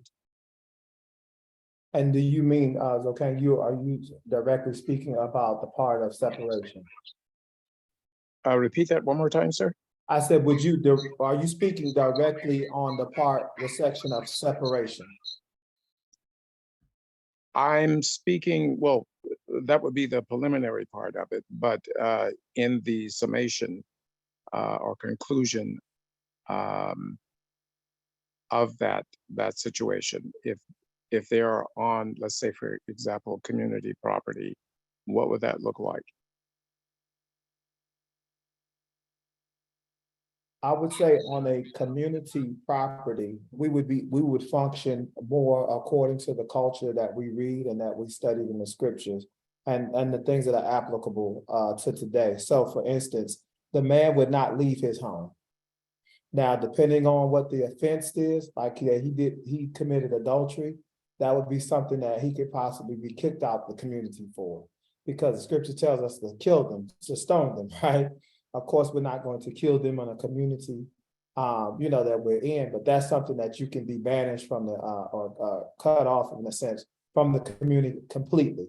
If it's now when you deal with different offenses, maybe a lighter offense, not as crucial or critical as adultery, it could be the scripture talks about he put her away. You see what I'm saying? So in all cases that I've seen, the woman actually would leave the property or the premises, and the man would remain. Now, in the man remaining, in the scriptures, from a cultural perspective, the children would remain with the man, but there are cases that I have seen where the children go with the woman, because technically, from a scriptural perspective, the children belong to the ish. But I have seen them go with their mother in certain cases, historical studies. I have seen them go with their mother, and the man would visit them and stuff. In the case of like Ishmael, right? He went with his mama. You know, so, and I would even say Keturah and her sons, they was with their mother. You know, so even when we see these things, even though, although the children belong to the man, they still go with their mother in most cases, because, you know, most men, whatever they work or provide, they don't have time to effectively or efficiently take care of the children, you know what I'm saying? Because that's not their primary function. So I would say in a community setting, the woman would leave the home. And then there would still be counseling that's taking place. And then we in leadership would find where she would go. And I say where she would go, because in normal situations, she would go back to her father's house, but we know that's not the case in today's time for most cases. Go ahead, it's okay. I see your hand come back up. No, please conclude what it is that you're saying, and then I'll follow up with something. Okay, correct. So, so like putting somebody away is not necessarily a divorce. Putting away is the step before divorce. So it might be a situation where he puts her away or separates himself. She would leave the premises. In this case, the community, the leadership would work out where the details of where she would be, where she would stay at, what sister's house, if not her father's house, what sister's house that she would stay at, or possibly a married elder couple that they may stay with, or whatnot. Like I said, I'm not going to make up the details, but that would be ideally what would happen with her and the children in a community setting. And they would still go through the counseling process until we can figure out what would be the outcome of this. Is divorce on the table here, or is it something that's that they can reconciliate? And that would come through counseling, just like anything else. And I don't know if you want to add to Moreh Samak before Zakan speaks again. No, Zakan, want to go ahead? You can go ahead. Okay, I just want to provide some stats, and the stats come from how would I say, historical data, and it's inclusive of all communities and not just ours. Statistically speaking, if and or when there is a separation and there are children involved, there is somewhere of a 70 to 85% probability that the children, regardless of gender, fare better in life when they are with the man as opposed to the woman. And there are a number of reasons that go along with that, buttressing those stats. And I think from the biblical standpoint, that's the reason that we see typically, with the aforementioned exceptions that Moreh Baruch that you mentioned, with the children that remain with their mothers. But even in Abraham's situation, Abraham was there until such time as he sent them away from his promised seed son. And they probably were getting on in age in terms of being mature. But I just wanted to cite that statistic. And this is something that in light of the day and time in which we live, where feminism is on steroids, it hasn't worked in the family dynamic to bring forth well-adjusted young men and young women where the head of the household was a female. I yield. I agree with you 100%. Okay, do you want to speak on that point?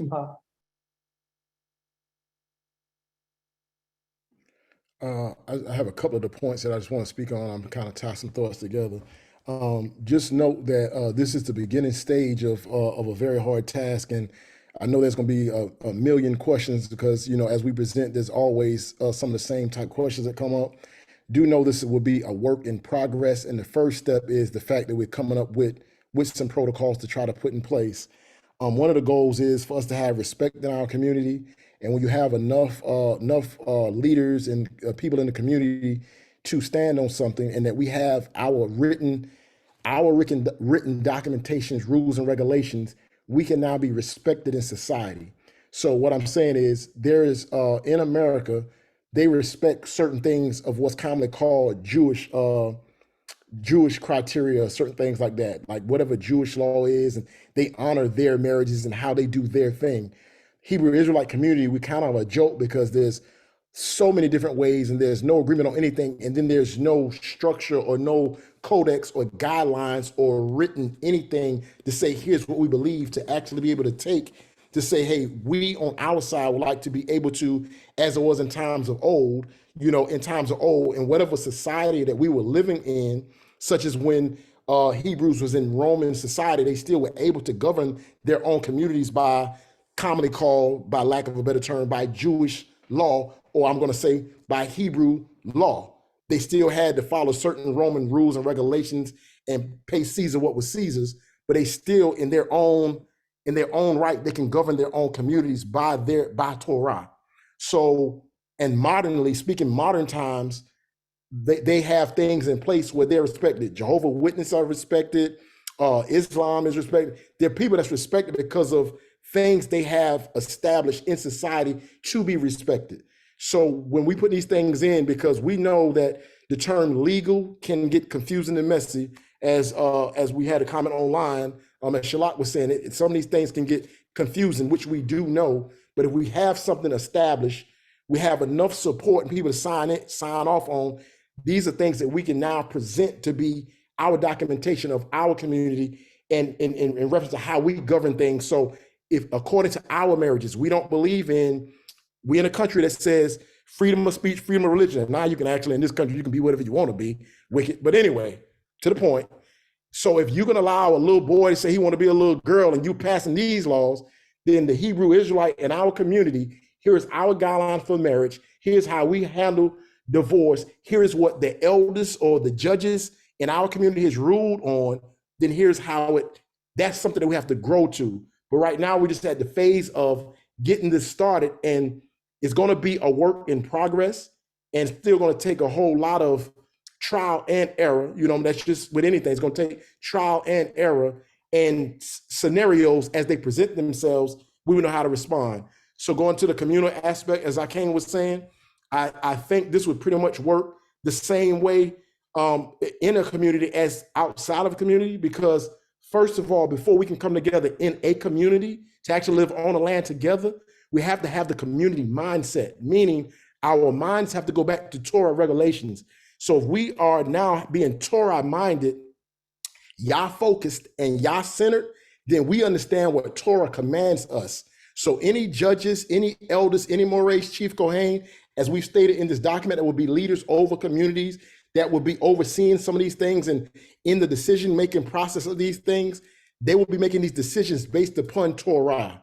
So as they're making it based upon Torah and the wisdom that the Most High gives, now if we have the community mindset of how separation is handled when someone is living, they're part of Knesset and communities, but they have their own land, the same process will work even on the land. There will be a separation period, there'll be a separation process, but it still be for the leadership to determine how that will take place. In an actual Hebrew community, there was places for unclean people, there was places for people. So we have such a broad scope of what we will have to actually focus on, what this will look like, but it will be the same out of community as in community. The application would just be different, depending on the offense, depending on what it is, based upon the community itself. For example, Zakane, as you know, we are working on several communities now ourselves. So there's governing laws and bylaws and things that we put in place to govern the community. So if in the community rule that divorce or adultery is not tolerated, if she gets put out for divorce or wickedness, if she doesn't have a family member or father's house to go to, he or she may be able to have to be removed from the community for certain things. That what that looks like will be something that we will know when we get to that space. Also based on how big the community is, because sometimes we're thinking community, we're thinking small community. We're thinking 20 acres and we're thinking 20 acres, we're thinking 10 acres. But community, like the community that I live in right now, is hundreds and hundreds of acres. I don't even see some of the people that's supposedly in this community. I don't know what's going on in their households. So in a 200, 300 acre city, when a person gets put out of her husband's house, she can still go stay on another 100 acre and they will never see each other, because that could be where her father's house is at. So it will be the same thing as not in community that actually would be in a community, actually we living in the same community and land, because the rules and regulation will be the same. And it will be up to the elders to determine. And as we're coming and we establish communities, then we would have to establish community rules. So I think the community rules and these things will also help with how it would actually be enforced on the side of the community. Going back to the part about the Yaladin, even something that my elders told me many years ago, and may the Most High bless the memory of Elder Herman, and much respect to my elders that are still alive with us today that shared this. And actually you can look according to even modern history in American history. There was a time when whenever there was a divorce and houses split, the children normally went with the father, like in Torah, because according to Torah, those children, yes, they are both the husbands and the wives, but in Torah, the father was the head of that house. So he was the covenant of the house. Those were his children. And in modern society that we live in today, there was a time when divorces would happen that the children would still go with the father. What happened is men did not stand for themselves as women did when they got together and went for women's rights. Women pulled together. Women got things organized, a lot like what we're doing now. We're trying to get this codex organized to have something that can be presented, rules and regulations that can be signed off on. Women came together and they fought for certain rights. And there was a shift in this society where now when divorces and things happen, in this society, it's normal that the state just normally sends the children with the mother. There's been a role reversal or a change of how things was naturally done. But in our community, if in a separation process, in a discussion, the husband can even say right now, based upon he could have been the one in the offense, she didn't deserve that. Nor do my children deserve that. A righteous wicked man, hear what I'm saying, a righteous wicked man, meaning he did wickedness, but my wife didn't deserve what I did to her, nor to my children. And until I get myself together, I feel like my children are better off with her. That's so even though we can say, should it be a man, should it be a woman, it will always be that case of who do they go with. But in righteousness and in going through the responsibility of the council of the elders and things like that, when we're going through who would the children be better off with? What if the man is an abusive man? He could be abusive and he was abusing the wife in front of the children, and he could have been abusing the children. So just because he's a man does not mean he has the right or should have the right to still be able to abuse the children whom goes with him. So it's, again, we know it's so much broad, and we thank you for everything that's being asked, because trust me, me and Moreh Baruch, we're notating all these things. But right now, we don't have the full answer to everything, but this is a part of the start, because the topic can get very long. So we're just presenting this right now for those who ask a few questions to try to get some stuff on record, to get it in circulation. And we still will be getting with you, Zakim, for more inputs and many other elders as we continue to go through this process. But I don't think some of it, as we've been covering since going through it, as Moreh Baruch has said, we put a lot of detail and a lot of time into this. We were saying it was going to be presented at Sukkot about a year ago, but we was like, it just ain't ready, because there's so much thought. And every time we talk to someone, there's so much more information that we have to consider. But right now we're trying to at least get this base understanding out and get the mindset adjusted to a community mindset first. So I know everybody, wants community, which I want also. But I want to be in community with like-minded people that will, now when we get to the legal side, and we want to get to the legal side of things, right? There's, for those who believe in the Brit Kadashah and things written, they say, don't go to the unjust, don't go to the law or to the unjust with matters that can be handled between a brother and sister. If a brother or sister that was once a part of this walk and say they're Torah observant and they've agreed to certain things going into their marriage and things like that, they've agreed to certain community rules, then if they want to go outside and try to usurp authority of the nations, then we just pray that the Creator would deal with them according to their works by not still keeping it according to the right ruling of Torah and the elders that would govern certain affairs in our community. But there's always going to be somebody that's going to walk away from the walk and be like, well, I ain't even in the walk no more, so I don't care what y'all say. That's going to be something that we have to face with also. But right now we're trying to write it to the point of view of those right now that's in their right mind, that wants righteousness, that wants to be held accountable, wants to be responsible. It's more so for that first, and then all the other things that's going to come, all the confusion that we know is going to come, then we start trying to handle those things as we're faced with them. I hope that helps some. So this is not the all in all in all, but this is the start of trying to regulate. I hope that helps some, Zakane. Oh, it does. I appreciate it because I think what is being done here tonight, the airing of this to the degree that it has been assimilated and it's now being brought forth and dispensed, is vital and necessary. And as you did say earlier, this is a work in progress. And no matter how much masterminding anyone can do beforehand, as was the case that Moshe was faced with the sisters, up until that point, there had not been such an issue that was brought. Okay. And so as such, he had to get counsel from Yah, and Yah said they speak correctly. So there are some things that we're not going to be able to think about beforehand, but as they occur, the council and acting as a single mind comes together to bring about a resolve that's palatable and equitable for all. So I thank you very much, and everyone that's been involved to this point. I yield. And Zakane, we would like to say total to you, Moreh, Baruch, and myself. We would just like to thank you because there was one topic that we were struggling with, and you presented us with some information that we thought was profound, and so that's in work also. So total to you as well as to the imams that joined in, as well as the Nashim or the wives or the sisters who joined in. So we thank everyone for all the help that they've helped us with. And like I said, so we just thank y'all, and we thank y'all for listening and being in again tonight with us. So I came and provoking more thought. So toda as I came. Moreh, Baruch, I yield the floor back to you, sir.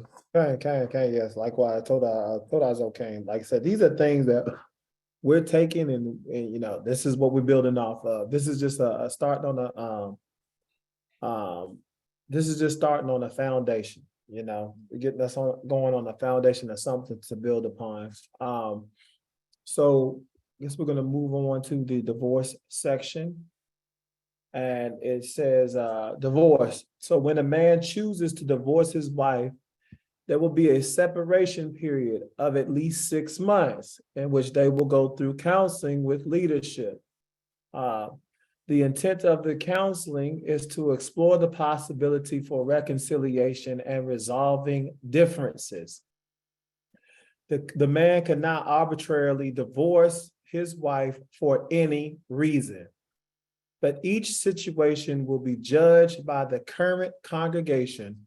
If the matter is too complicated or ambiguous, it will then be brought before Nacham, North American Council of Moreh, and if necessary, before the Beit Din, right, or the House of Judgment.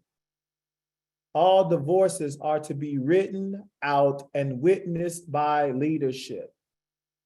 Both the man and the woman should sign the divorce decree. However, in the event of the wife's contestations, at least the man's signature is required. So I just want to speak on something that a little bit earlier. If the matter is too complicated or ambiguous, there are matters of divorce that it takes, it's more than just, the congregation, councils of the congregation. It might have to go up to a higher, to, like I said, the Council of Moreh, or even a Beit Din, which is a group of judges, you know what I'm saying, throughout the community. It might even have to go up even higher. So these are things that we put in place for, like I said, there are complicated matters of divorce. One reason why we say all divorces must be written out and witnessed by leadership, because I don't know if some of you may not have seen, is that, you get divorces written on text messages on phones and on notebook paper with crayons by the husband, stuff like that. And when the information is presented, one of the parties say, well, I did write her a bill of divorce, right? It was on here, and or a crumbled up piece of paper, notebook paper. It's all kind of trash that's circulating in the community. That's not good enough, because we've even seen situations where the man wrote it out, then he said, "Nah, I didn't write that," So she's still my Isha. It's just a whole bunch of stuff concerning this. So we're going to do it right. It should be written out like it says in the scriptures, and it should be in front of witnesses that can vouch for it. Say, yes, this was done properly. Next point: when a divorced woman goes to a different congregation and may wish to enter a new courtship, she is to have proof of divorce before proceeding. If she doesn't have visible proof, the entity that issued the divorce or the ex-husband may verify her claim.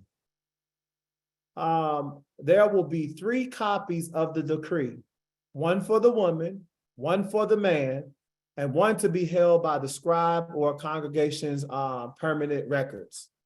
Okay, so the woman should have her copy of the divorce. The man should have his copy, and the congregation should have a copy. So that way you can always go back to the congregation and ask, concerning his or her divorce.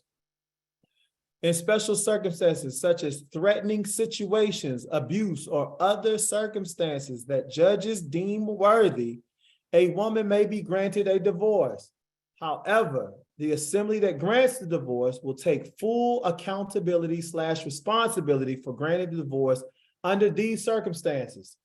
This decision will be respected as legitimate among other congregations. When a divorce has been granted, both parties to the divorce should not be living in the same dwelling space or mingling in any way. A divorced man and woman will have to wait 6 months after the divorce divorce has been finalized before courting a new individual. All reasons for divorce will be investigated, verified, and written out on a bill of divorce by leadership or another legal authority.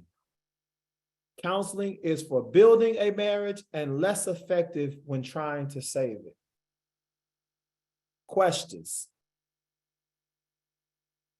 Do we have any questions concerning divorce? Sneaker down, they had some questions in the chat. Okay, you can bring them out. Came.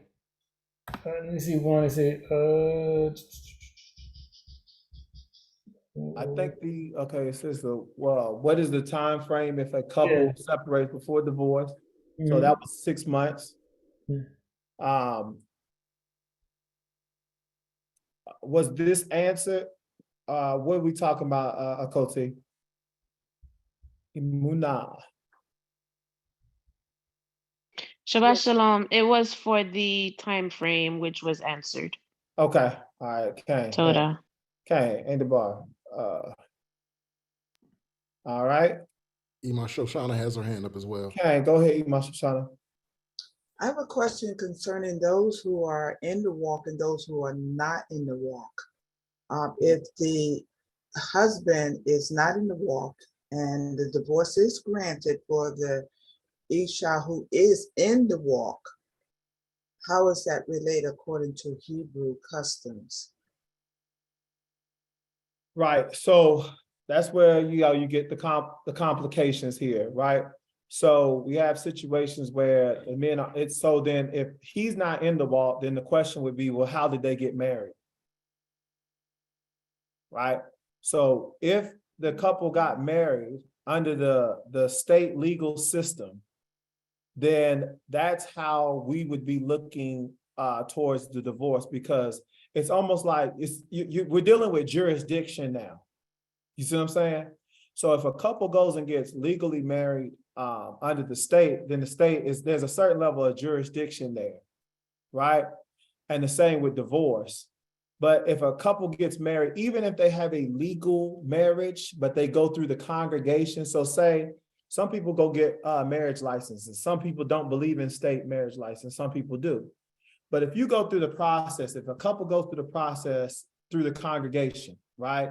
And we are the ones who verify it. We're the ones that that marry them in a sense, right?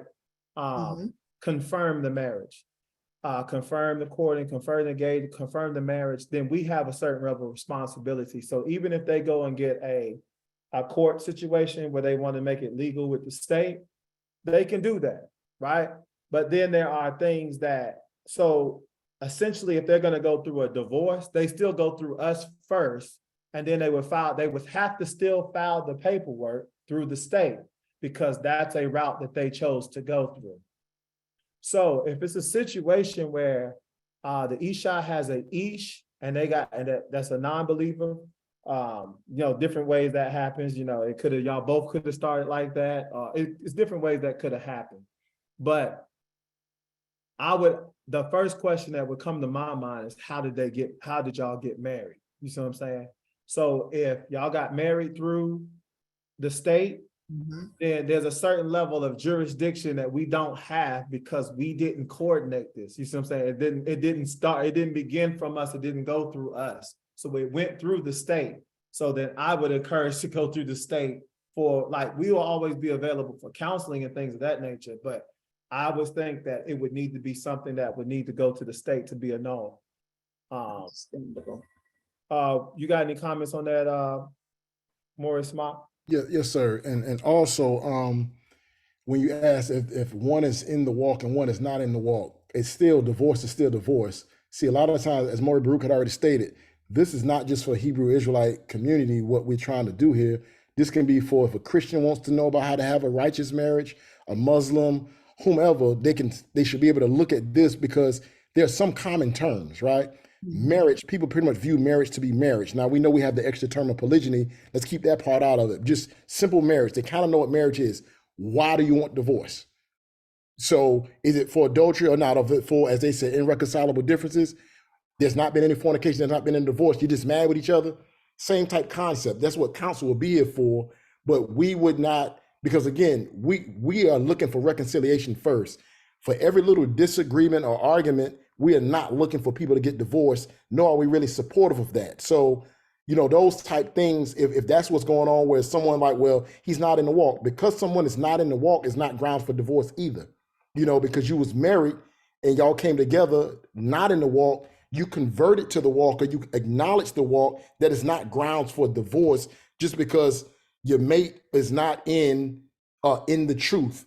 As if yet you weren't in it at some point. So if you follow the text to try to get them acclimated to the lifestyle to win them to the Most High, that's not a ground for divorce. So from what I've seen a lot of times, when someone is in the walk and they want a divorce, it's generally not even for adultery. A lot of times it's just now, we don't see eye to eye because I'm in the truth and they don't want to be in the truth. They don't want to keep the feast. They don't want to do that. Well, when y'all got married, y'all wasn't doing that. So as it says in the Brit Kadashah, if the unbelieving is willing to still dwell with you, then so be it. So because they may not want to do certain things. Now I've seen many husbands that have allowed their wives to be a part of assemblies, stay full 8 days of Sukkot, keep Sabbath and be there for 8 hours. You know what I'm saying? Submitting to me as a leader, all types of things, and to other leaders as their leaders, come to their immersions and never once have given them any flack about the walk. They just to themselves like, that ain't for me. That's not ground for divorce. So I think as it states, going back to all divorces will be investigated, it still will have to be an investigation still as to what's the reason for the divorce anyway. And then how does that look? Now, everything that Moreh Baruch just said, now if there is grounds for divorce, how did they get married? And now the jurisdiction, that side and everything Moreh Baruch just said applies. I hope that helped, Iman. Yes, very clear. Toda. I go to you now. Oh, Moreh, you said something else? No, I was saying, I agree. And basically, Moreh Samak did the front end and I just did the back end. So he brought the front end to the clarity is that you just can't get divorced because he's an unbeliever or she's an unbeliever. That's not the way it works, and that's never been the way it worked. So, these are things that we have to take into consideration, and all matters will be investigated. All matters of divorce will be investigated. So, go ahead, Zokan Eliyahu. Well, this is great. I'm glad this is being recorded, and for future reiterating to listen. There's something that most don't understand about divorces, state marriages, and it's a three-party situation. The man and the woman are considered the bride, the husband, the state. Mm-hmm. This is why in such a proceeding, a filing is made petitioning for divorce or grievance made with the state, because the state is the husband, and issues a decree one way or the other to one party or the other. There is admiralty law that deals with jurisdiction, status, and so forth. And there is common law, that which is common to all mankind. And what Yahuwah deals with is common law, better known as contract law. And so in dealing in anything that we are dealing with, this is contract. Any reasonable thinking, rational parties can enter into, being of the age of consent. And as long as they understand that, well, we're supposed to be a people whose word is our bond. So for the aforementioned reasons that have been offered, both of you Morehs, divorce is nothing to be taken lightly, and it's not easily arrived at without some form of consternation internally as to how it is arrived at. But understand that from the Hebraic mindset, this is contractual, this is covenant that is entered into. So as an example, when you ask the question, how were you married? And as Moreh Samak has mentioned, there are some guys that, hey, that ain't my deal. I'm not into that, but hey, you're free to do whatever. I still love you. I want to be married to you, this, that, and the other. Well, that's a total situation in the worst case scenario, because she may be able to turn that situation around by her chaste conduct and lifestyle and so forth. And the same way, if the husband is covering the Isha in that she's not with the walk, but still wants to be with the husband and so forth. On the other hand, if it is something that one is totally adverse to, and I know somebody personally that way, soon as this brother woke up, he's a former football player, NFL Hall of Famer, 8 children, the last of which he's never seen. His wife just up and left, taking the children claiming that she is fearful of her life. And all he said was, this is what the book says. And he was a, quote, on fire Christian before then, immersing people, or, quote, baptizing people in his pool at his $1 million estate and all of that kind of thing. But the moment that he started to walk this thing out, all of a sudden, he realized he was married to a green monster, so to speak. But anyway, I yield. Hey, so everybody's okay. My sister, go ahead.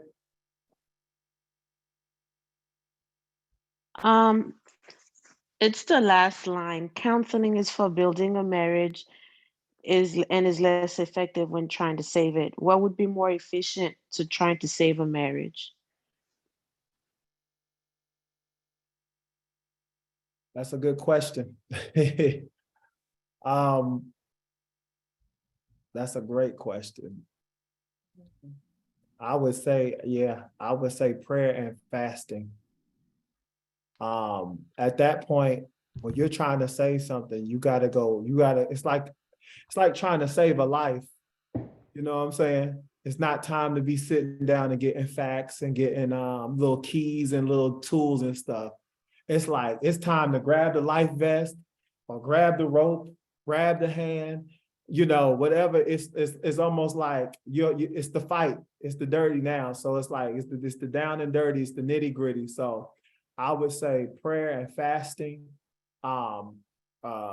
execution, at that point, it's like, well, you're going to have to do this. You're going to have to do that. This thing is about to, this ship is about to sink. And when a ship is about to sink, you got to patch them holes. You got to get them holes covered as fast as possible, get the water out the boat. So I would say it would be definitely fasting and praying. As Maisha said, would be far more effective when you're trying to save a marriage versus counseling at that point. So, you want to get counseling on the front end. That's why we do marriage counseling and things. And of course, you need stuff throughout to keep it, you know what I'm saying? But that's the stuff you get. That's the tools and you get equipped during the courting process and throughout and through different stages in the marriage. But once the house is about to burn down, it's hard when people say, well, we need counseling once the house is about to burn down. It's like, no, we need action. We need, okay, you're gonna do this and you're gonna do that. That's how we're gonna start. What do you want? What do you desire? Decisions have to be made. You have to make a decision and then you have to start walking on that decision.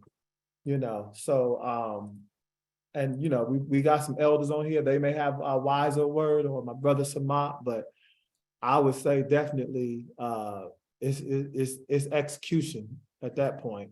It's game time at that point. And not to say counselors are not involved, but like I said, you use the counseling to build yourself up. It says there's safety in the multitude of counseling.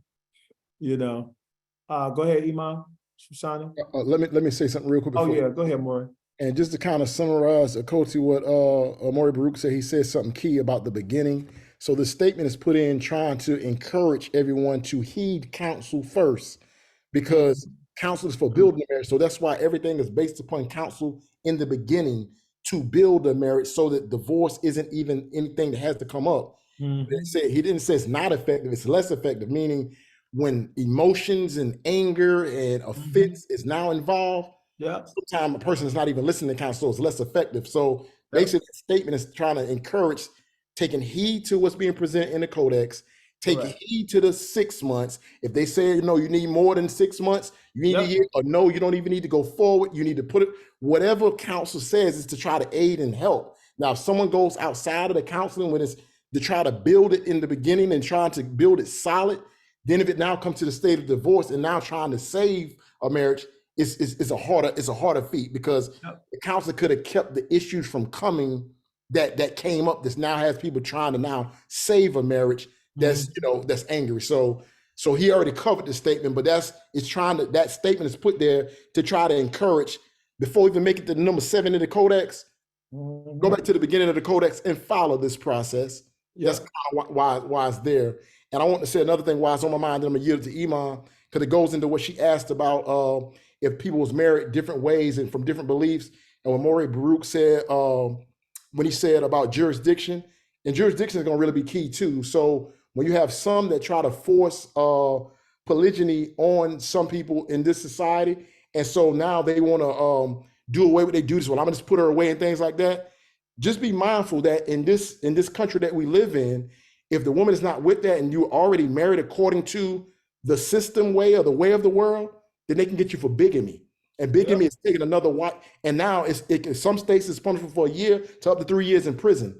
So, I mean, there's a whole lot of dynamic and thought that we put into this whole process that we're not saying it all in the verbiage of the Codex, but that's what the council is for. So we can counsel you. If you do go down after you've come to us and you've joined under Ketubah, but for whatever reason, y'all still felt y'all need to go to the state, if that's what you choose to do, understand that even that has its cons. It could also have its pros depending on the why you're doing certain things. And also the reason why we're saying accountability and record keeping and scribes. And we also pushing not just for Maureen to sign off, but for us to also have things notarized. That's why for the notaries that's amongst us and for brothers and sisters that may be encouraged, we want to encourage some in our community to go become notary so that things can be notarized that we sign off on, meaning we have the witnesses, we have the officers and things that officiates, and then we still have it notarized, and then everyone gets a copy, because even if someone now goes to the law of the unjust, that stuff is still admissible at that point. Oh, you agreed to this over there? And this is what you agreed to? So now how you trying to take his kids when you've already agreed to certain things over here and you signed that? So, and it's been notarized, so it's still a legal document. So that's how some of the legal things come into play also. Just want to go ahead and go on the record for some of the other questions that came up earlier and online as well. Ima Shoshana, I yield the floor to you.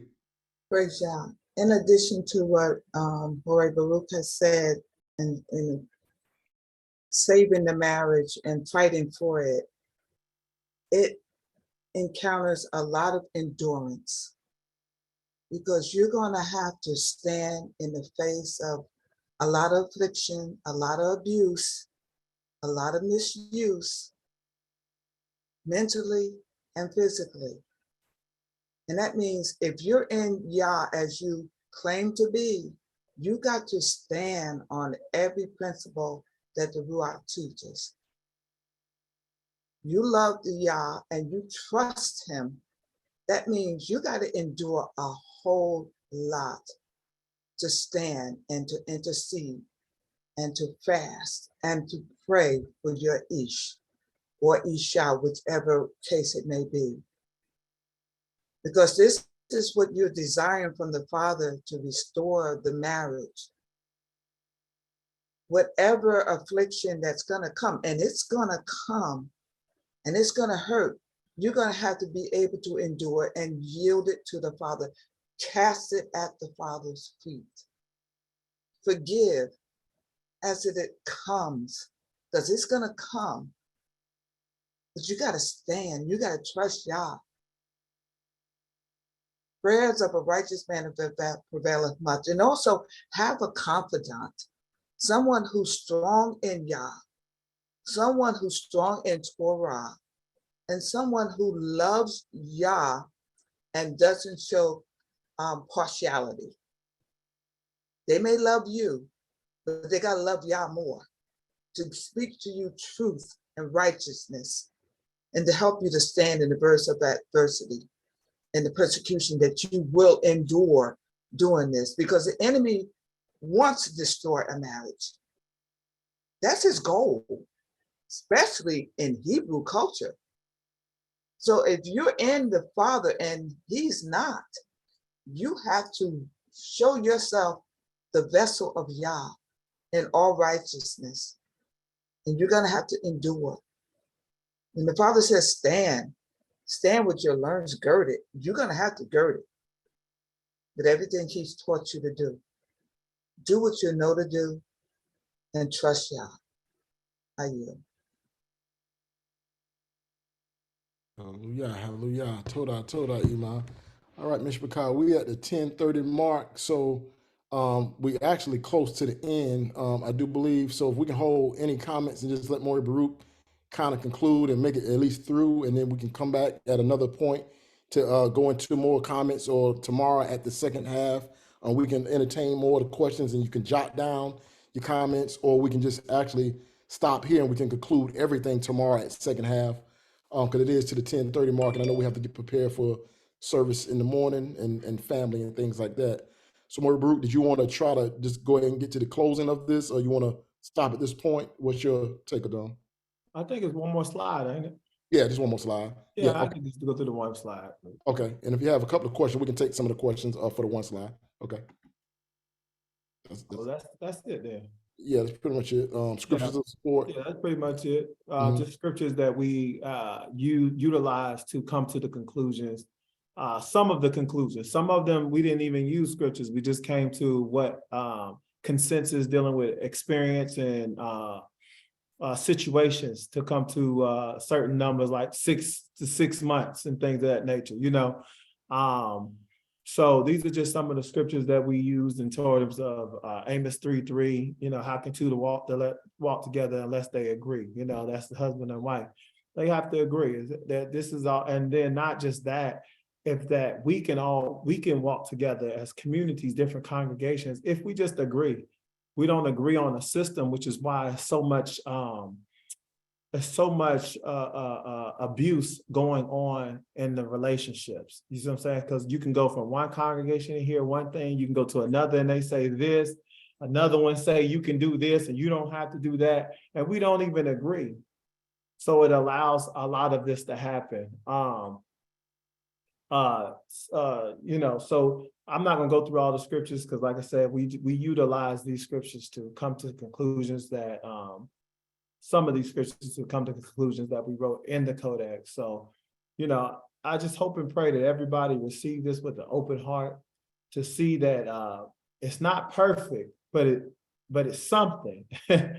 And when you don't have nothing, something is something, you know, and it allows us to get started. It allows us to start putting it into practice, putting it into play, and there will be revisions, like Moreh Samak said.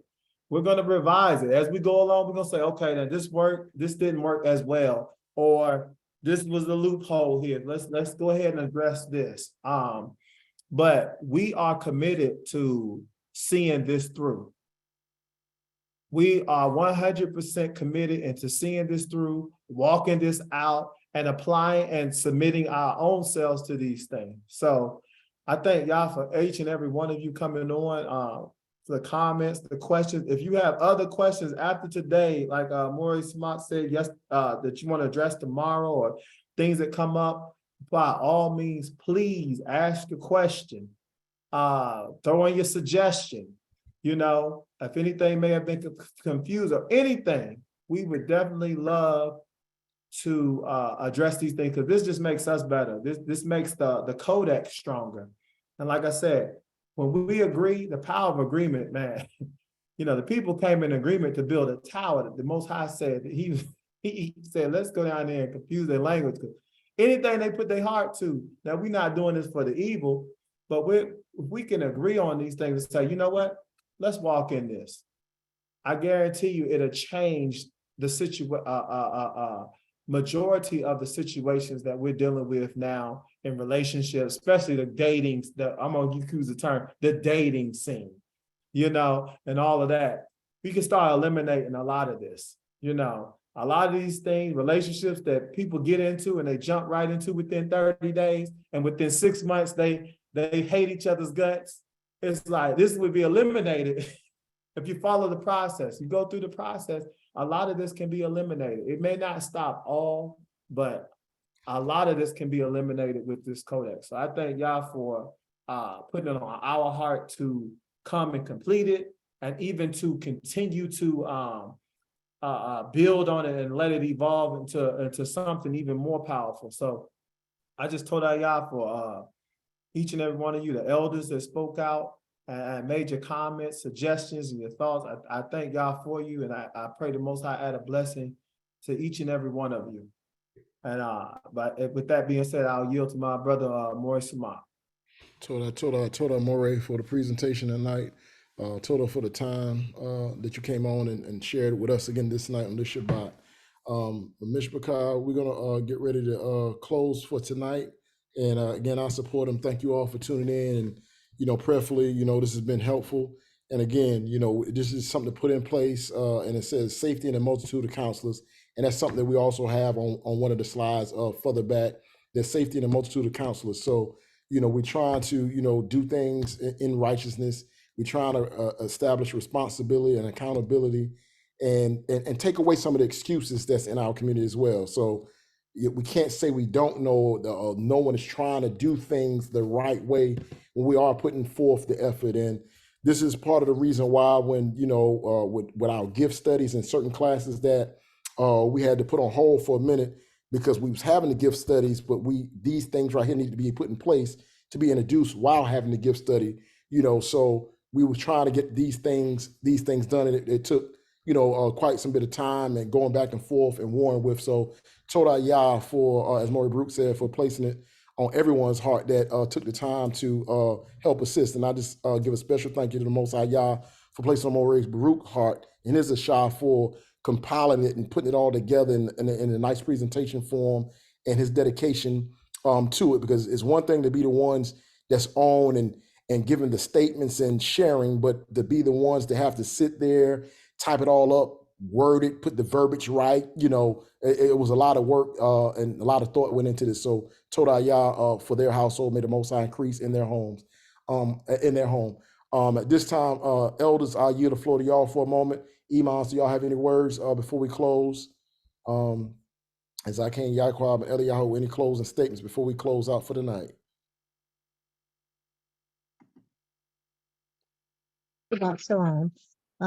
As I stated before, when we first heard this, you all did a total job in pulling this together. And once again, I'd just like to reiterate that.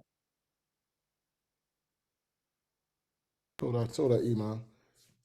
Any other imams before we pass it over to Zaken Yaquab? Any other imams have anything? I just want to say also, yes, that was a total job how you put that together, and that's a thing that they need to be for all assemblies. That's good.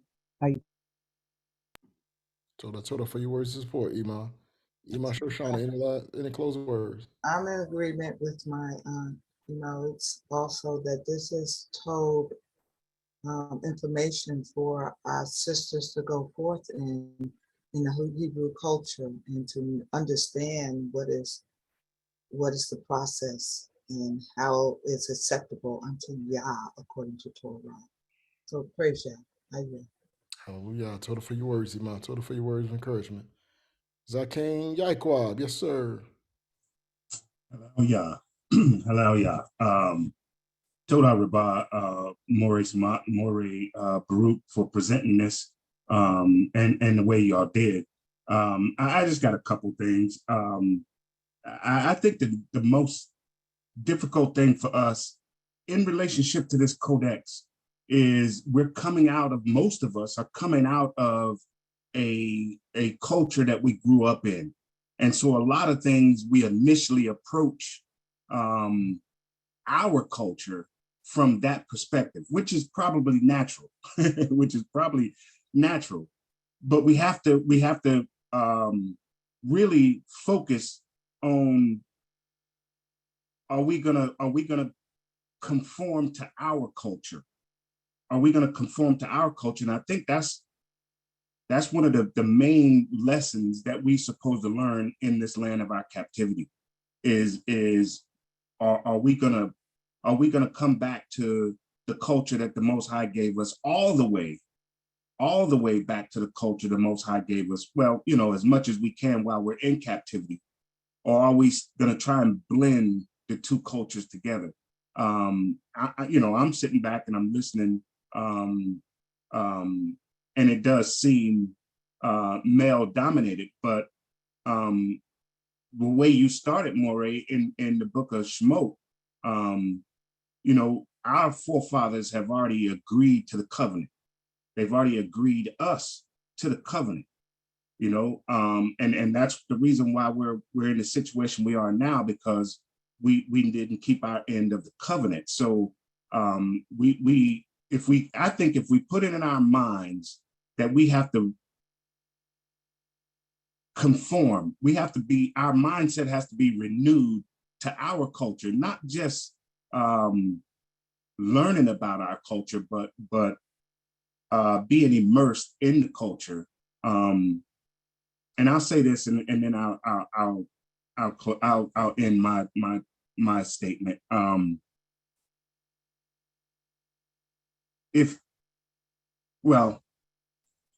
We've already agreed, and either we're going to conform, we're going to come back to the covenant, or we're going to rebel, you know. And I know it's a hard thing to do, that we've grown up in a foreign culture, and a lot of things of our culture doesn't feel right.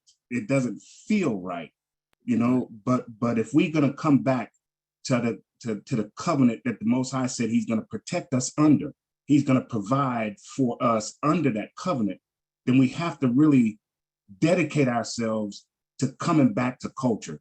And the community, the nation, starts with the family. And the family is a marriage.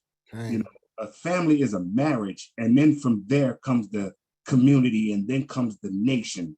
You know, and if we really are learning the lesson that the Most High scattered us to these captivities for, then we have to really dedicate ourselves not to just knowing what the culture was, but really dedicate ourselves to returning to the culture, walking in the culture. Not how we feel about the culture, but just the fact that our forefathers have promised us to the Most High that we would obey. Everything you say, we will do and be obedient. We will obey. And if we're not going to do that, then we're just going to rebel. And those that rebel are just, you know, they're not going to get all the benefits that the Most High said the covenant provides between us and Him. And I'll yield with that. Toda Zakane, Toda. And as he said, we're trying to return to culture, and sometimes it does not feel the way we're used to because what we acclimated to already. And I just want to kind of close with support for what Zakane is saying, as well as the Marriage Codex itself. And I'm reading from the book of Deuteronomy, chapter 4. I'm going to start with verse 1, then I'm going to drop down. Now, therefore, hearken, O Israel, unto the statutes and unto the judgments which I teach you, for to do them that ye may live and go in and possess the land which Yah, your Elohim of your fathers, have given for you. It says, you shall not add to the word which I command you, neither shall you diminish aught from it, that ye may keep the commandments of Yah, your Elohim, which I command you. That's what Zakane is talking about. We got to return back to that culture.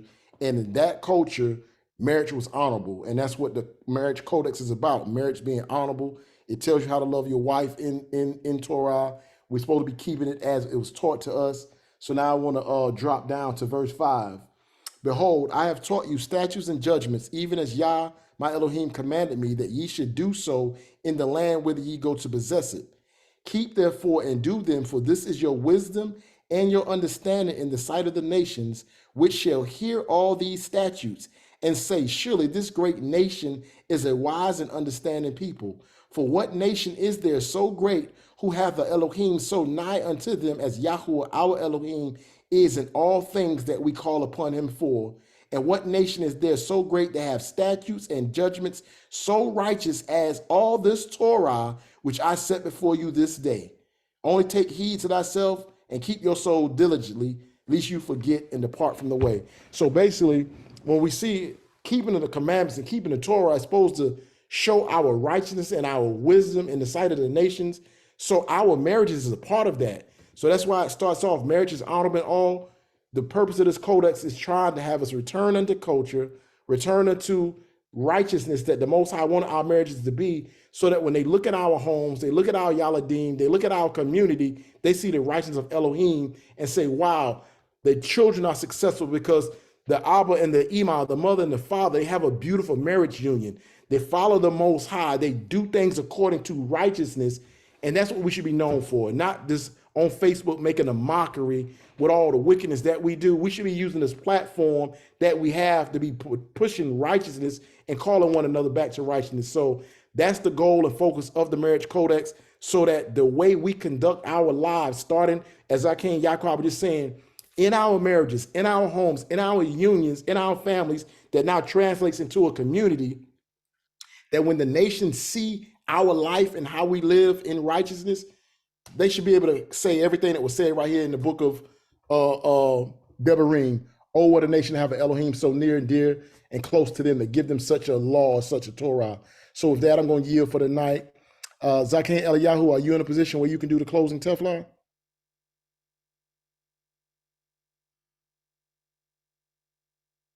He may not be. Zakin Yaquab, can you do the closing Teflon? Okay, Moreh. Told us, sir.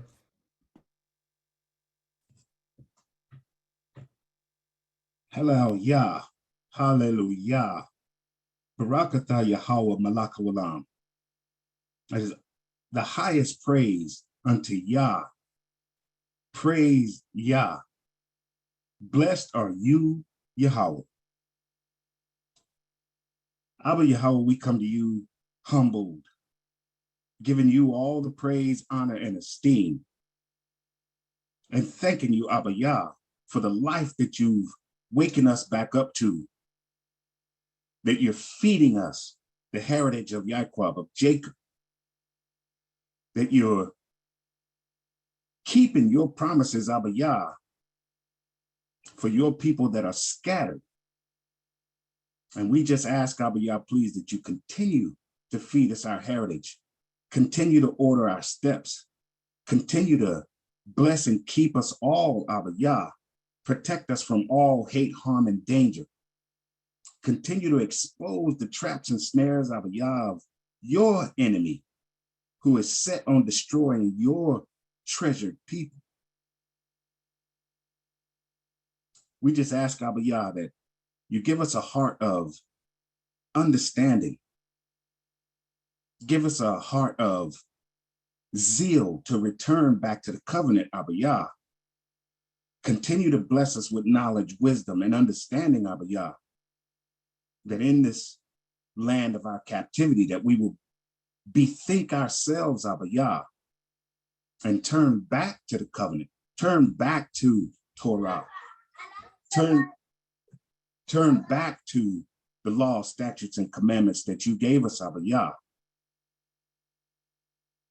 We ask that this Codex, Abba Yah, that you continue to refine it in us, continue to show us the weaknesses of it, and to express the strengths of it, Abba Yah, and give us all the zeal, the desire to walk in it, Abba Yah, in all things. Tov and Ra, we say Toda Reba Abba. Blessed are you, Yahweh. Blessed is your name, Yahweh, and blessed is he that comes in your name, Yahweh. Hallelujah, hallelujah, amen, wa amen. Hallelujah, hallelujah. Mishpachah, may the Most High watch over, bless and protect you, and give you shalom as you rest on this Shabbat. For those who tune in online or that may view this later, we thank you for tuning in with us, and for you who view it later. Shalom, shalom, peace and blessing be upon each and every one of you. Moreh Baruch, my brother, much love, Adon. Todah for your time and service, Adon. Okay. Likewise, my brother. Love all y'all. Lala Tov. Lala Tov, Lala Tov.